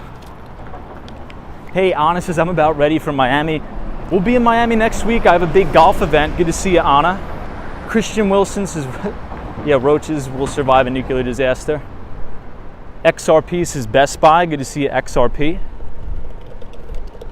Hey, George. Welcome, George. Who else do we have in the chat? Oreo is here. Says, I hope you carry pepper spray for your safety. We can't protect you from our homes. Hey, Robert Muhammad is here. Says, hey, Tom, good seeing you tonight. I hope all is well. What's up, Muhammad? Welcome. Always a pleasure to see you. Thank you for tuning in tonight on the Market to Look Ahead stream. I appreciate it. So, I think XRP said in the chat Best Buy. Now, why do we think Best Buy was able to survive the Amazon, I like to say Amazonation of the economy? Why do you think that Best Buy was able to survive that as opposed to what happened with a company called Circuit City? Does anybody remember that company called Circuit City? Am I the only one? I'm sure you guys must remember Circuit City. That was a main competitor of Best Buy. Well, the story of that, yeah, FredEx says Tom is the danger. Tom is the one who knocks. Yeah, we're always able and ready to breathe fire on command. Oh yeah, Radio Shack too. So that's one of the main things, right? Is the shift to online sales. So Circuit City, and they were very outspoken about this, they didn't see any value at all of transitioning the majority of their sales in marketing to online. And since they didn't conform and adapt, they died, right? And that is very, very common for any business that doesn't change to their environment, that doesn't adapt to their environment. You will go out of business. So Best Buy, if you listened in on any of their earnings calls, they actually have a pretty big pipeline of their revenue that comes from online sales, in-store pickup. So they've done a fantastic job with that. Circuit City, Radio Shack has not. They have not done that, and that's why they're out of business.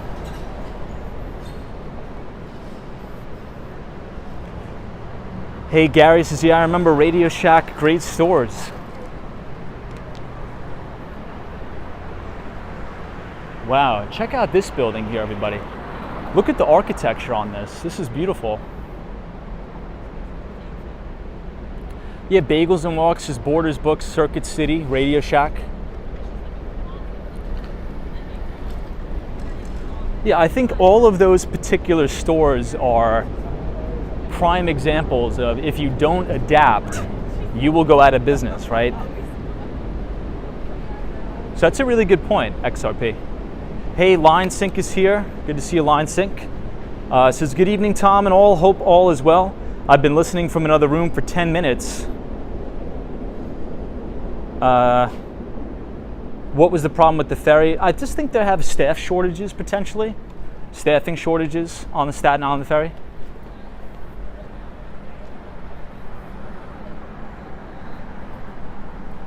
Wow, Troy 1995 says the return process at Best Buy is horrible.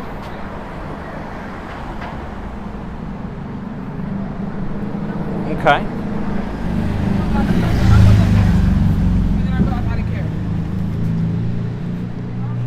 You know, I believe it was Kohl's, and guys, keep me honest here. I believe it was Kohl's that tried to entice more people back into their stores by allowing you to return Amazon products in the stores. Now, I think that's a good idea, but unfortunately it didn't work out. So traffic was down big across the board at these retailers. So they're trying everything and anything they can to bring people back into the stores. And I think one of the things Kohl's did is partner with Amazon that says, look, if you want to return something that you bought off Amazon, you could do it at the Kohl's stores. It was supposed to drive additional revenue to the stores, never really materialized. Paul Tricky says that's correct. Okay, it was Kohl's, yeah. Well, I mean, look, that's an innovative idea, right? I mean, I'm not going to knock any CEO that tries to bring new ideas, but unfortunately, I don't think it's had any material impact on the top line or bottom line for that matter. Wow, Gary also says Kohl's is expensive too. Emmanuel says brick and mortar is dead.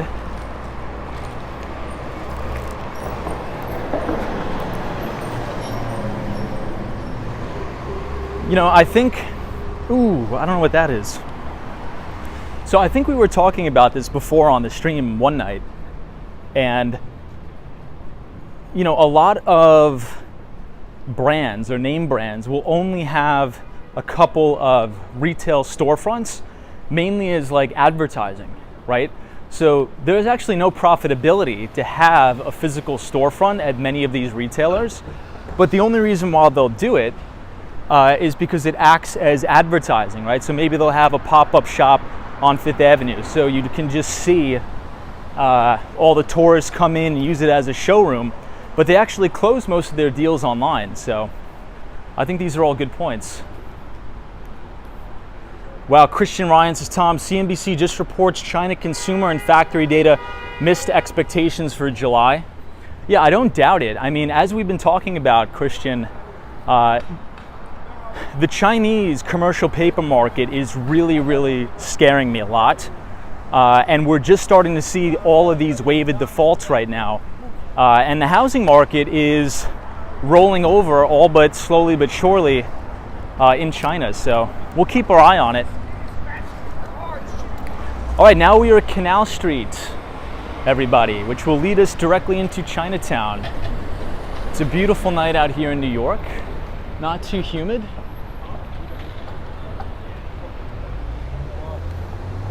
Hey, Anna is, I only go to Kohl's when I do an Amazon return. Miguel says, hilarious how Walmart doesn't carry any Amazon gift cards in their stores. Like, come on, Walmart, you know your customers shop at Amazon online and come into your store when they need it. Yeah, it's true. That's actually really funny to think about. That's actually really funny.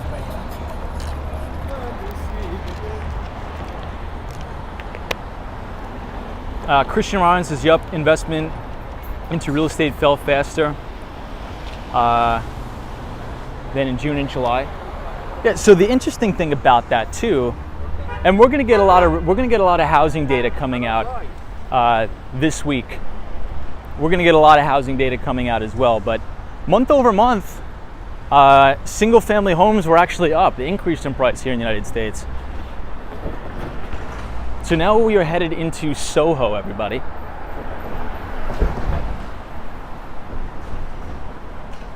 We are headed into SoHo. We just crossed over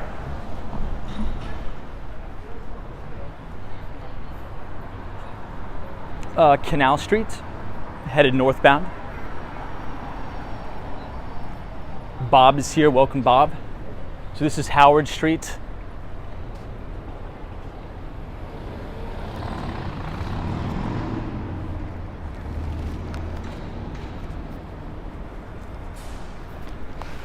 So I believe Walmart is now going to get into streaming services as well, which should be quite interesting. But check this thing out. This is one of those old classic game machines. Look at that.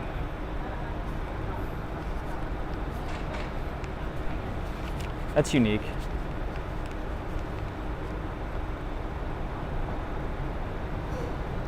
Always something interesting to see here.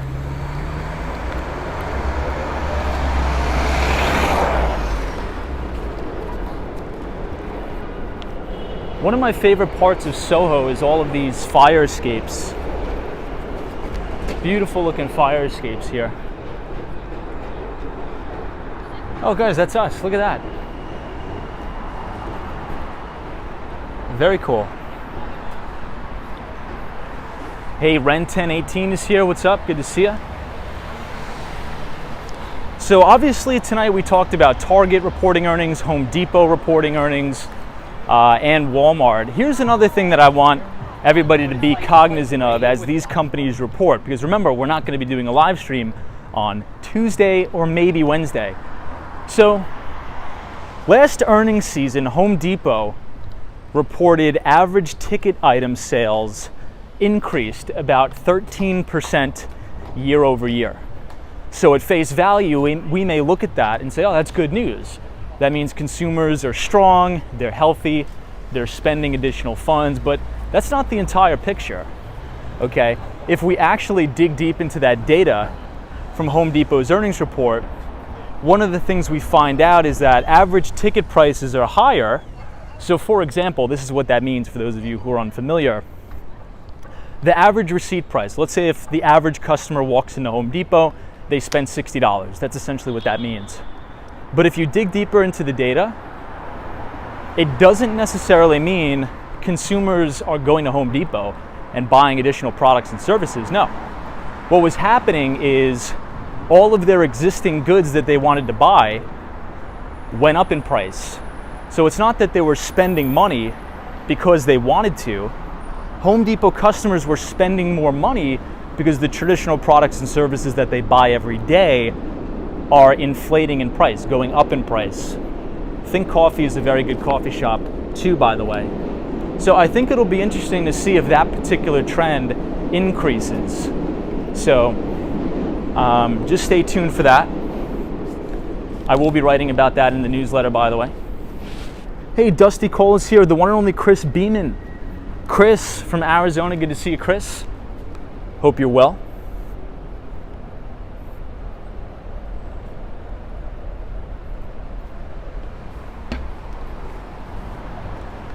Paul says H2O break. All right, we'll do a little bit of an H2O break.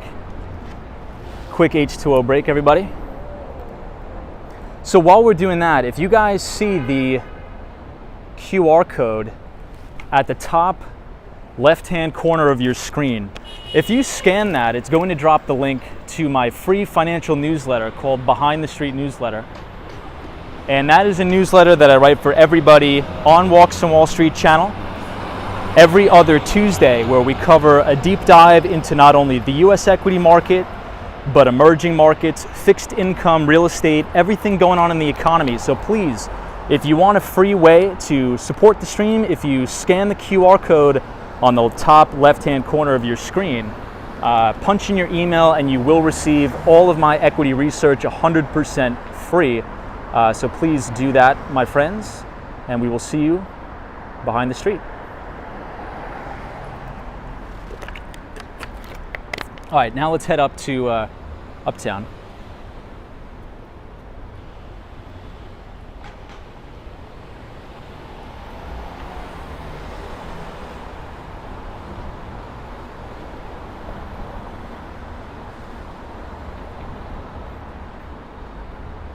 Line Sync says top left is better for smart TVs, otherwise it's behind the chat. Ooh, that is true. That is true.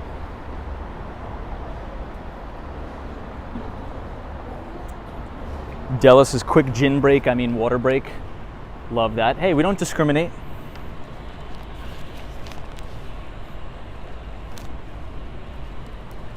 Hey, Carlos Ramos is here. Hey, Carlos says hello from San Antonio. Love San Antonio. Isaac Seagull says yo-yo. What's up, Isaac? Welcome. We're just walking SoHo tonight. Walking SoHo. We were supposed to take the Staten Island ferry, but the ferry was delayed 30 minutes and then delayed an hour. So unfortunately, we will not be doing that today. Maybe in a couple weeks, we'll revisit it. No big deal.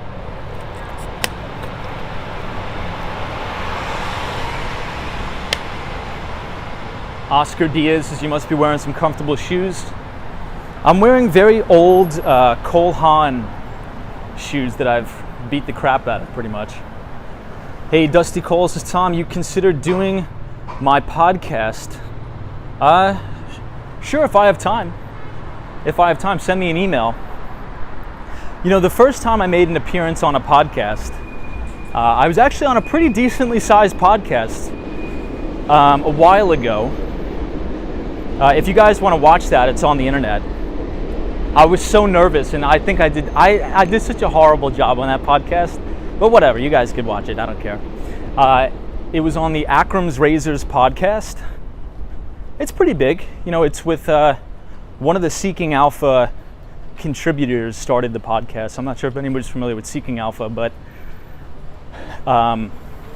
yeah, I was talking about the major breakthroughs we were making in the home healthcare space as it relates to software in EVV solutions, so electronic visit verification, RPM software, which is remote patient monitoring.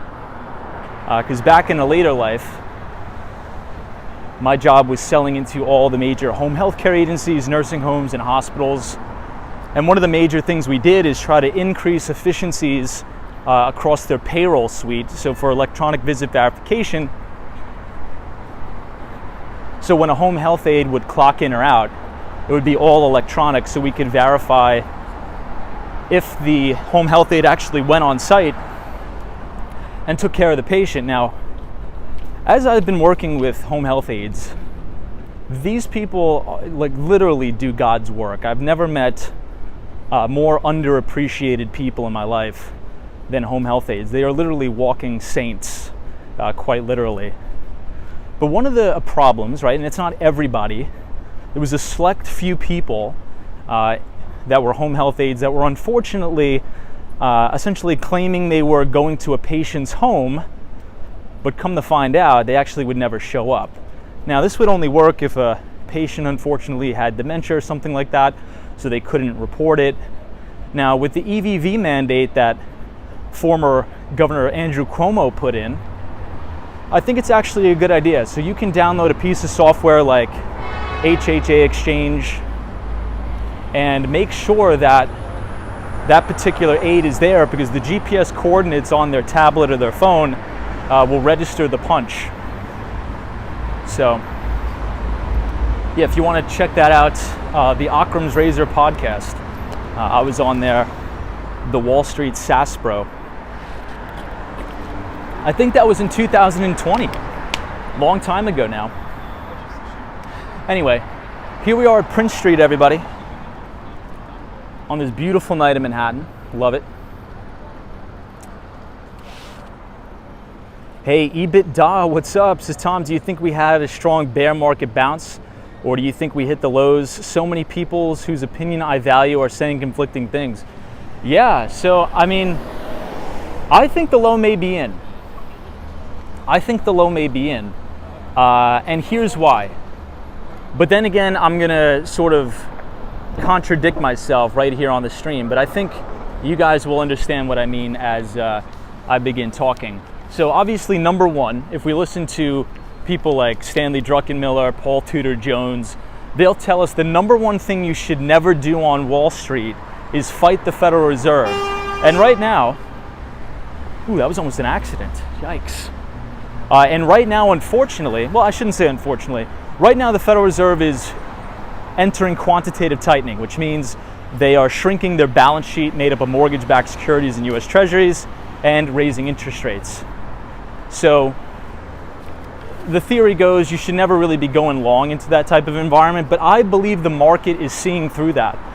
I think the market has priced in a lot of those rate hikes. And if you remember correctly, 2 months ago, I said this earnings season is going to be super, super critical because it is going to give us some insight as to corporate earnings. If margins are compressing, so if gross margins are coming down, if companies are taking a hit to top and bottom lines. So here's an interesting statistic about how earnings season rolled through so far. So out of all the companies in the S&P 500, about 90% of companies have already reported earnings as of Wednesday last week. Now, obviously, this week is going to be big. We have Target, Walmart, Home Depot, and the like, which we talked about today. But of those companies reported, 75% of all of the companies that reported so far beat on both the top and the bottom line. So they beat analyst expectations on both in the top and bottom line. 70% of all 90% of the S&P 500 companies. So it seems like many of these companies are navigating this so-called recession quite well. So as we've been talking about, a lot of earnings have been coming in quite well. Apple's trading about 18 points away from all-time record highs. So I have been increasing my exposure here, but you know, if the stocks that I bought drop 7% below my purchase price, I'm out. But we had a follow-through day, we had 2 follow-through days, volume is pouring in here. And this market, a lot of the hedge fund managers that I know that I've been talking to, they're very skeptical about this market rally as well. So to take the other side of the argument, it is true to say that the NASDAQ has rallied about 20%. Okay, that's probably the average bear market rally. So we could obviously roll back over here and break the lows, and I wouldn't be surprised. But as a trend follower in my actively managed account, I have been increasing my exposure here. We could see a little bit of a digestion. But look, if any of the new buys that I bought go 7% below my purchase price, I'm out. However, where I have been seeing really, really good gains is in my IRA, right in my retirement account, because as this market has been going down, like clockwork, I just dollar cost average into the S&P 500, because my bet is if I'm 27 now, I just turned 27, I believe that corporate earnings and corporate profits will be a hell of a lot higher than they are right now by the time I retire. But obviously in my actively managed portfolio, I manage risk and do that accordingly. So the last thing I'll say, EBITDA, and not to sort of drag this conversation on longer, where I'm a little bit skeptical about this being the low is for 2 reasons. So historically, when we see major market bottoms, like in 2020, in 2018 when the market bottomed on Christmas Eve, we saw the VIX, or the CBOE volatility index, go to Mars, right? Get up there into the 60s or sometimes 80s. That didn't happen this time. Also, the put to call ratio never really exploded. And you guys all know what the put to call ratio is. It is the ratio of people betting against the market or making bullish bets. Now, we have a lot of prime brokerage information that has come out. So a lot of the prime brokers, which help a lot of the hedge funds trade and things like that. So one of my good buddies that runs Ropel Capital Management, he uses Jefferies as his prime broker. This rally has been mainly fueled by hedge funds covering their shorts. So essentially, in a naked short sell, the way that works is you literally have to borrow shares of stock from your broker in hopes to buy that stock back at a lower price, and then you make the difference, right? So I don't know. That's the data we have now, but on the good news side is earnings have actually been coming in quite well. But what do you guys think? Do you guys think the low is in, or do you guys think we have one more leg lower to go? What do you think?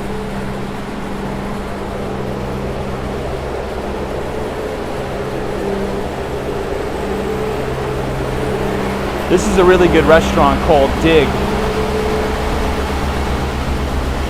Really good restaurant here.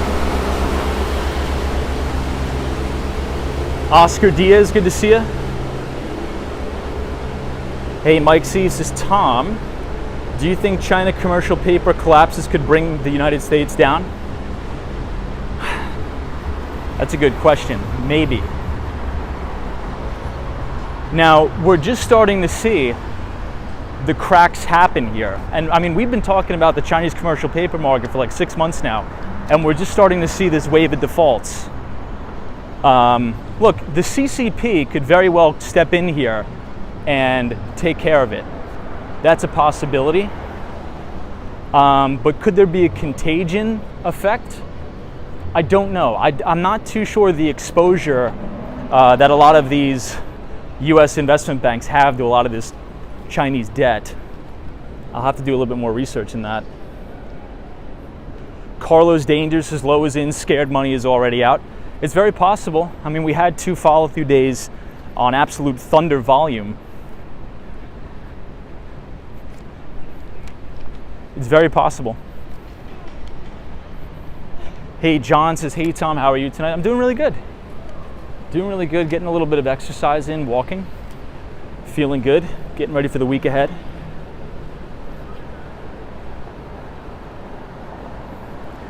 Okay, somebody says maybe it's a false bottom. Well, we're definitely going to have a digestion here. So here's what I've been looking at. And if you guys go to a website called tradingview.com, go to tradingview.com. It's a free website, and pull up a chart of the S&P 500. Put a 50-day moving average and a 200-day moving average on there. I think this market will retrace to the 50-day. If we retrace to the 50-day, find a bottom and then go higher, I think we could pretty much say the bottom's in. But I don't know.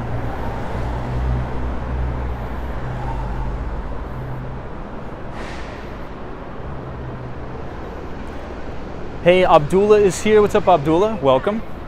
Long time no see. Thank you for being here.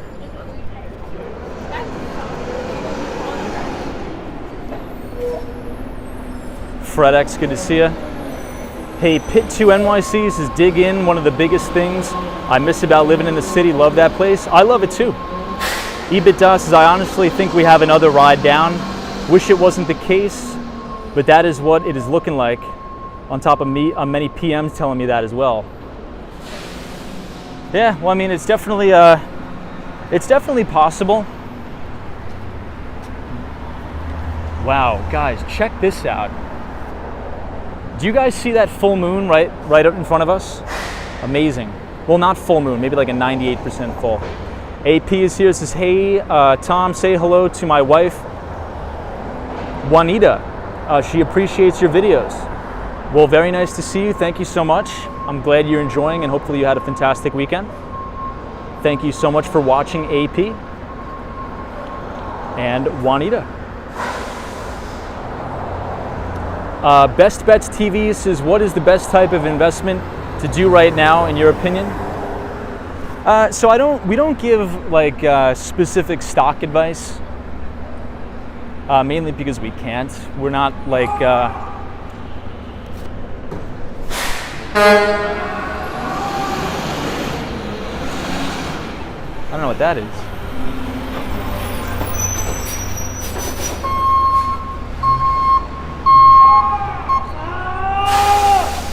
Oh, that's the garbage guys. I thought it was like a crazy person. I was like, oh my God. I thought it was somebody on like fentanyl or something. Anyway. But yeah, I can't give like a specific, I can't tell you, I'll go buy this stock. This stream is, we usually just try to talk about the market in a general sense and brainstorm ideas, but yeah, unfortunately. Yeah, Melissa 2887. But if you want, I do write a free investing newsletter for everybody with my thoughts on the equity markets, my thoughts on the fixed income markets, emerging markets, things like that. So if you want to be a part of it there, every other Tuesday I'll send it out to you. I want to get you guys as close as possible to this full moon, because this looks amazing here. But if you see the QR code at the top right-hand corner of your screen, if you sort of want to know my bi-weekly, I would say bi-monthly thoughts on the overall market, with a quick recap of a lot of the stuff we cover day in and day out on the streams, if you scan the QR code, punch in your email, you will receive that Behind the Street newsletter.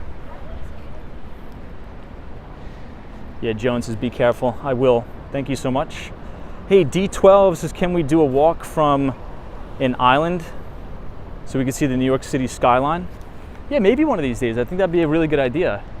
You know, I wanted to do the Staten Island Ferry tonight, which we were actually down there at the South Ferry terminal, but unfortunately the freaking thing is delayed like an hour, so we couldn't do it. But so I apologize for that, everybody, but that is something I can't control. We were there and we were supposed to get on at 9 o'clock, and they announced over the announcements, they're like, okay, there's going to be a 30-minute delay. So like, all right, we'll see the Mighty Bull. We'll talk about some of the earnings that are coming up this week. Then we went back at 9:30, and they're like, okay, the next bus is going to be at 10. I mean, the next ferry is going to be at 10, so we definitely couldn't do that. This is the IBM Watson building. I think I told you guys I was interviewing here for an enterprise account executive selling their Watson healthcare platform. Thank God I didn't get the job, because I probably would have been laid off, because they have since sold off that healthcare unit of Watson to a major consulting firm. I think PwC bought it. Somebody says, can you zoom in on the moon? Yes. I think once we get to 14th Street, I think we'll have a more clear view, I'd say, of the moon.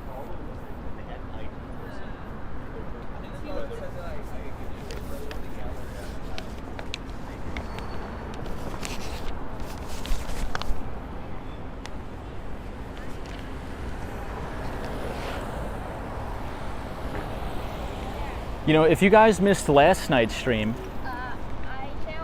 hey, Myra King says, hey Tom, what area is this? Thank you for the stream. So this is right near Astor Place. This is right around St. Mark's Place, which is a very big and vibrant college town here in New York. So a lot of the NYU college students will go out and have a good time at St. Mark's Place and the like. And I think we actually were doing a stream at St. Mark's Place last night on the stream too.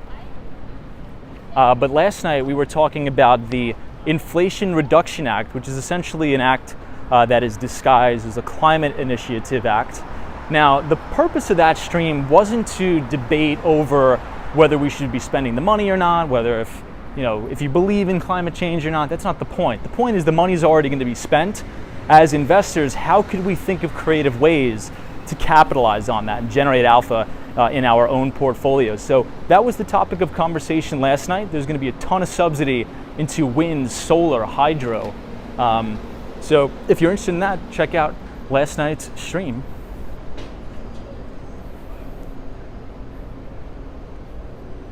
Hey, Erwin says, hello from the Netherlands. Wow, it's 4:32 a.m. Well, thank you for spending the time with us.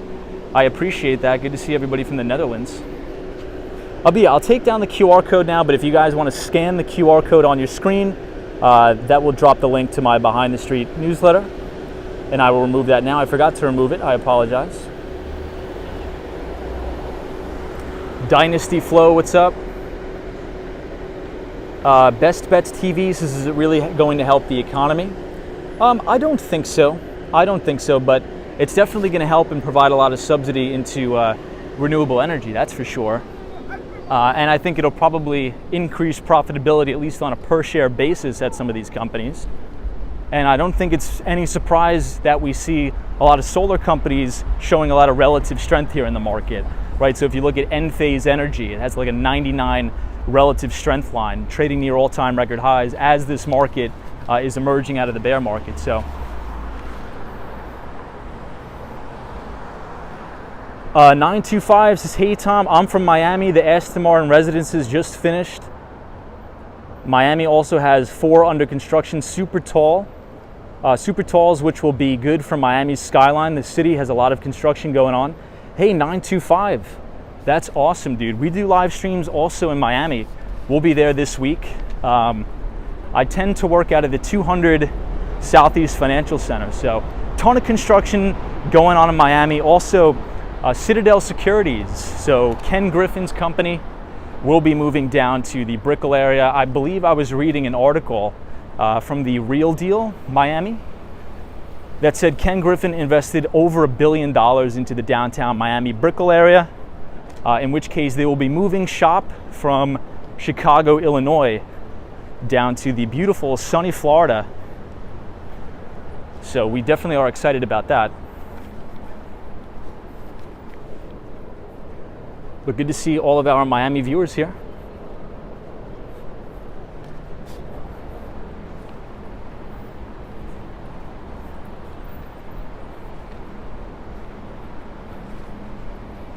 Dynasty Flow says, how is Amazon stock doing right now? Well, it's pretty much been dead money for 2 years, right? It's essentially traded flat for 2 years. So the one thing that I'll say about Amazon, here's what I'll say about Amazon. I think there's a lot of analysts on Wall Street that are underestimating the growth possibilities for AWS, which is Amazon's web services.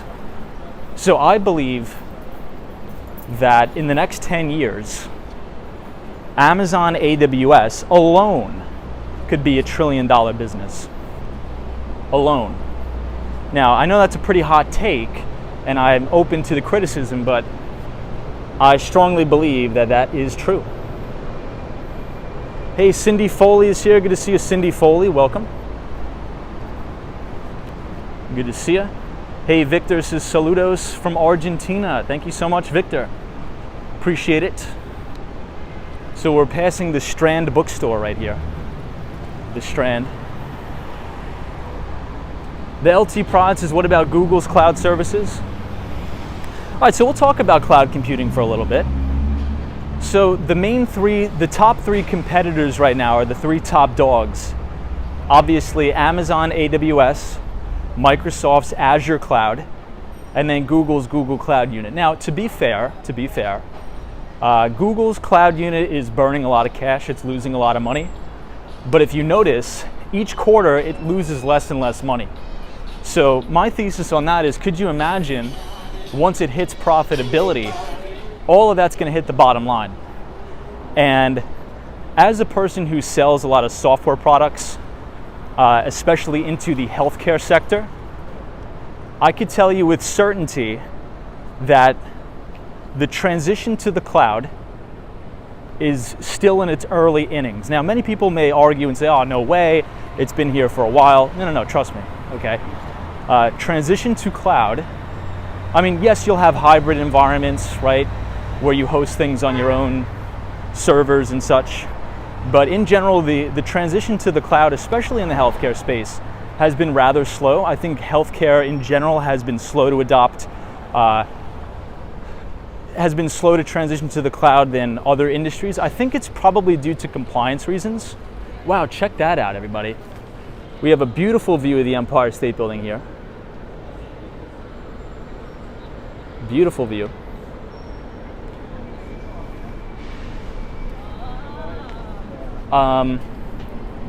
Sorry, I'm horrible with getting distracted by the Empire. So I really think that it's been very slow for a lot of healthcare organizations like hospitals, nursing homes, home healthcare agencies, assisted living facilities to make that transition due to HIPAA laws, right? So is your software HIPAA compliant? You know, what if we have a hack or a breach? You know, should proprietary patient information get out there available in the open marketplace? These healthcare companies face massive fines. So I think that's probably one reason.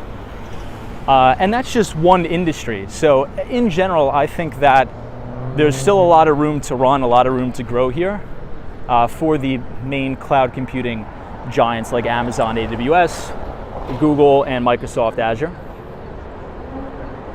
Hey, Julia M is here, says, hey, good to see you, Julia M. Jasmine says, hey, Tom, just wonder if you will go to Miami soon. Yes, we will be in Miami this week. So for those of you who are just joining, just a quick public service announcement for the Walks in Wall Street channel, for the Walks in Wall Street stream. This Tuesday and maybe Wednesday, we may not be going live this Tuesday or Wednesday, unfortunately. Because I have a golf outing, I have a golf event I have to go to with some clients. If I'm back before 7, then I'll go live. However, if I'm not back before 7, I feel like I'm going to be a little bit shot from the outing, to be honest. So if we are not live we will still be posting a standalone video, so we can open up the live chat if you guys want to hang out and, you know, sort of talk amongst each other in the chat. We could talk about all the new earnings reports that are coming out, Target, Walmart, but again, if you don't see a live stream, we will we'll be golfing. So Bob's like, Tommy, you good at golf? No, unfortunately. So I'd say this. I think out of the average person who's never played golf before, including myself, well, I played golf before, but I'm not like an avid golfer. I think I'm better than the average person who's never played. But somebody who plays regularly, like, you know, maybe once a month, no, not good. Not good. Hey, the LT Prods is Tom. AWS, I think, has a bigger worldwide footprint in cloud computing compared to the other competitors. I think so too. I mean, it's an ever-expanding TAM.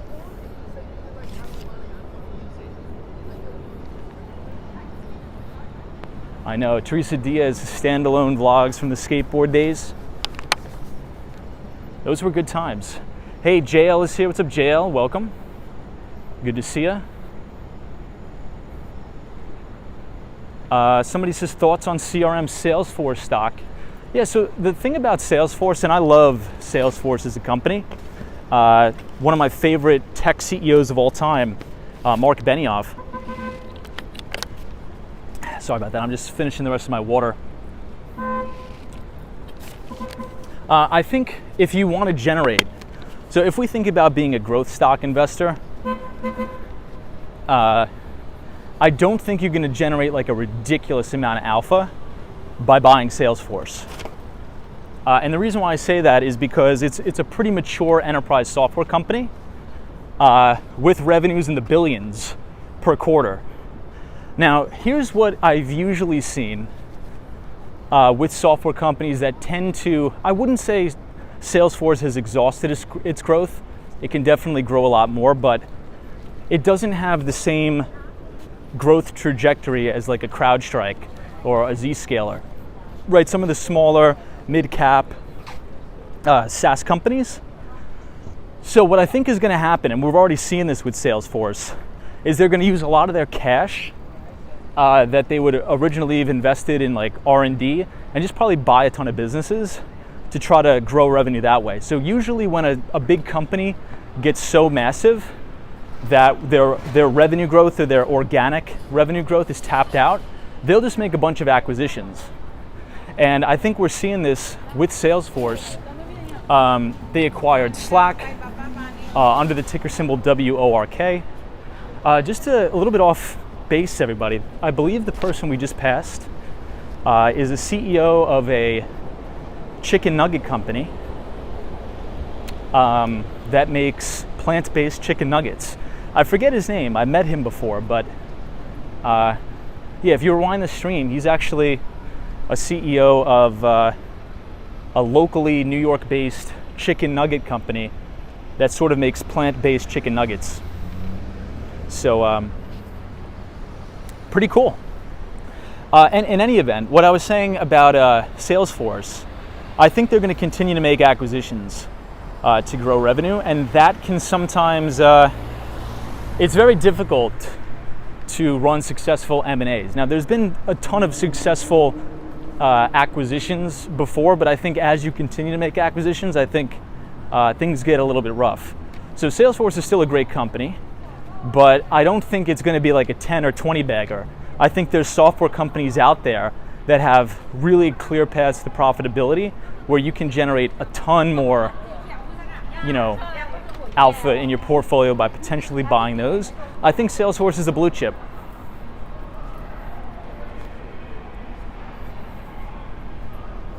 GX72 says, was that the one sitting down?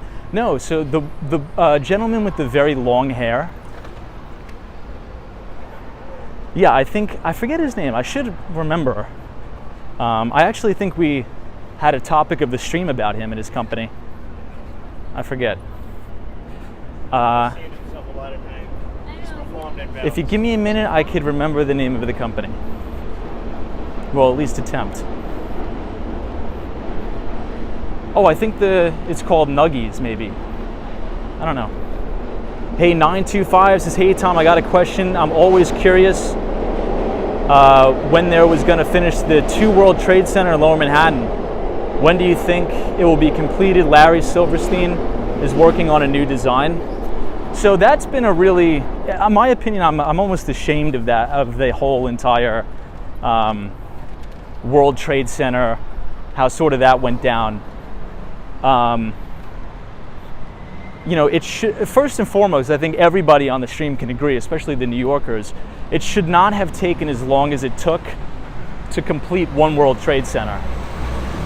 I think you had a lot of greedy developers and all that stuff fighting over it, but to be honest, I have no idea. I have no idea when it's going to be completed, but I wouldn't hold my breath, to be honest. Yeah, so Oreos is Nugs, Ben Pasternak, that was him, yes. It was either him or it looked like him. But yeah, that's him, Ben Pasternak. I believe we just passed. Cooking is here, says Gary Carpenter. I've tried. Mike C says, I rewound to the chicken nugget guy. Wow, that guy is really young. Yeah, he is. So I'm not sure where the office is, but they actually have a laboratory where they engineer these chicken nuggets right here in New York City. So I think it was him because I've met him in person before and said hello.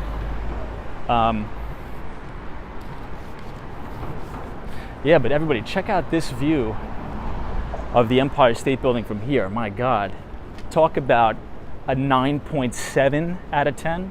This is a 9.7 out of 10 if I've ever seen one. Beautiful.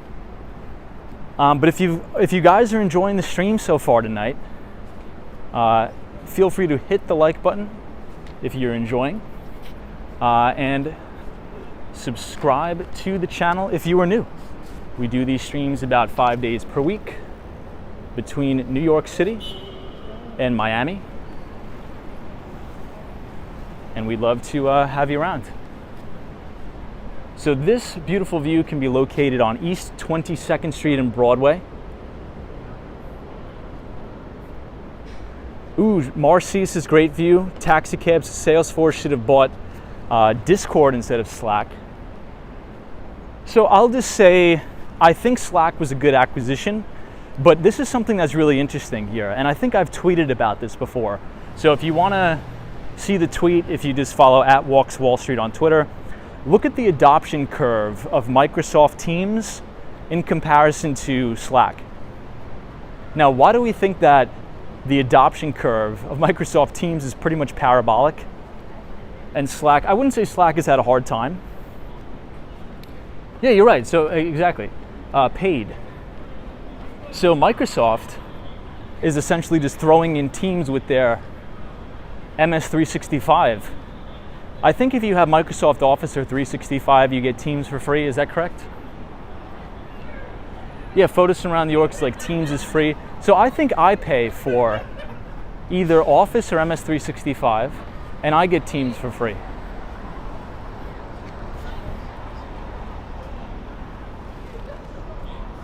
Hey, Andre says Microsoft Teams is a terrible piece of software.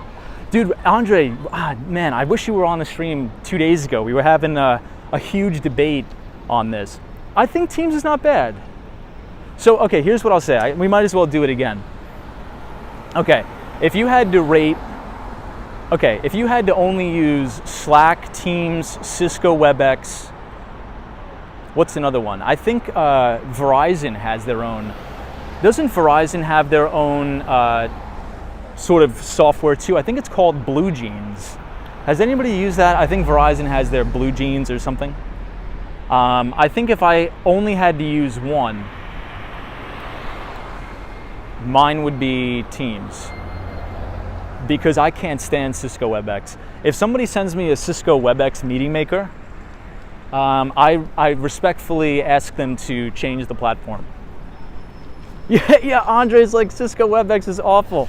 Dude, it's horrible. And for some reason, all of my clients use WebEx. Look, I'll send you a WebEx. I'm like, I don't think we should do that. I'm like, you know what? I'll send out the meeting maker.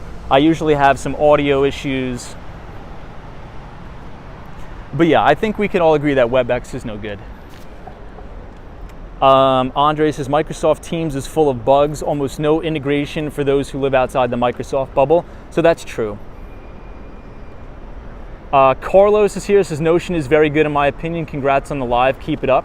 Thank you so much, Carlos, appreciate it.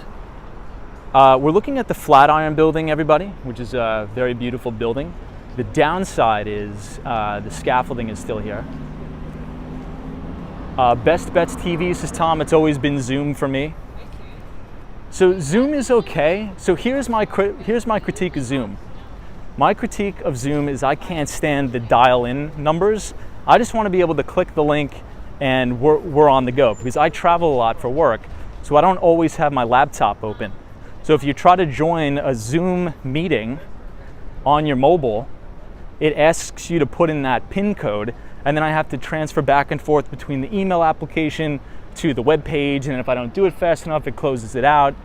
That's why I don't like Zoom. And also, if anybody's ever tried to give a product demo over Zoom, the UI is very wonky for demos specifically. But Oscar Diaz is sorry, but how is Microsoft Teams a bad piece of software? I've used it and streamlines different aspects of our departments. Yeah, so I think this is like the debate of the century. Teams, Slack. I honestly have no issue with Teams. Maybe I'm a little bit biased saying I love Microsoft Teams because it's free, but I've had no issues with Teams, to be honest. Somebody says Verizon's too expensive. Erwin says, Tom, do you know Louis Rossmann and his dedication to the right to repair movement? So I am familiar with Louis Rossmann. I'm not going to say I'm super familiar with him, but I believe he was, or maybe still in the business of like Apple repair shops, iPhone repairs, things like that. He's a really notable entrepreneur. I know there was some allegations that he was using some counterfeit parts or something to repair iPhones or computers, but I don't even know if any of that's true. I don't follow it too much, but yeah, I'm definitely familiar with him.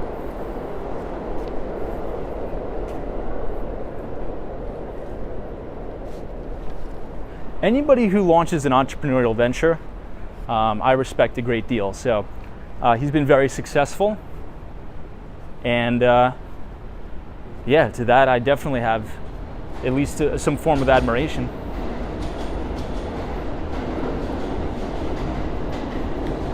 You know, it could be just that Apple's trying to like bully people too. You know, that is true. Because Apple tries to always get people just to go through Apple. So, you know, it's very possible that these large corporations are just trying to bully the small business people. That's always true. Andre says Slack for the win. We got to get a Walks on Wall Street Slack channel here. We have a Discord. If anybody wants to join the Discord. Chunky says, Tom, Teams is buggy, memory hog now because it's an Electron app, but Microsoft is pouring it to their more performant web View 2 framework. So that's weird that you say that. I've never had any problems really with Teams, and I do quite a few demos over Teams too. I don't know. So I'll give you guys a weird little story here. I think my phone may die, but at my previous company, we went through a big merger, and during the merger, we had almost every piece of like collaboration software you could think of. We had Teams, we had Slack, we had Cisco WebEx, we had Dialpad. Is anybody familiar with Dialpad? Anybody here familiar with Dialpad? But anyway, in any event, we had almost every one of these software platforms, and it was really a nightmare. Really a nightmare. Anyway, guys, I really appreciate you joining the stream tonight. My phone is gonna die. Thank you so much. We will be live tomorrow at 8:30, so please join us tomorrow at 8:30. If you are not already subscribed to the channel, please hit the subscribe button and leave a like on this video.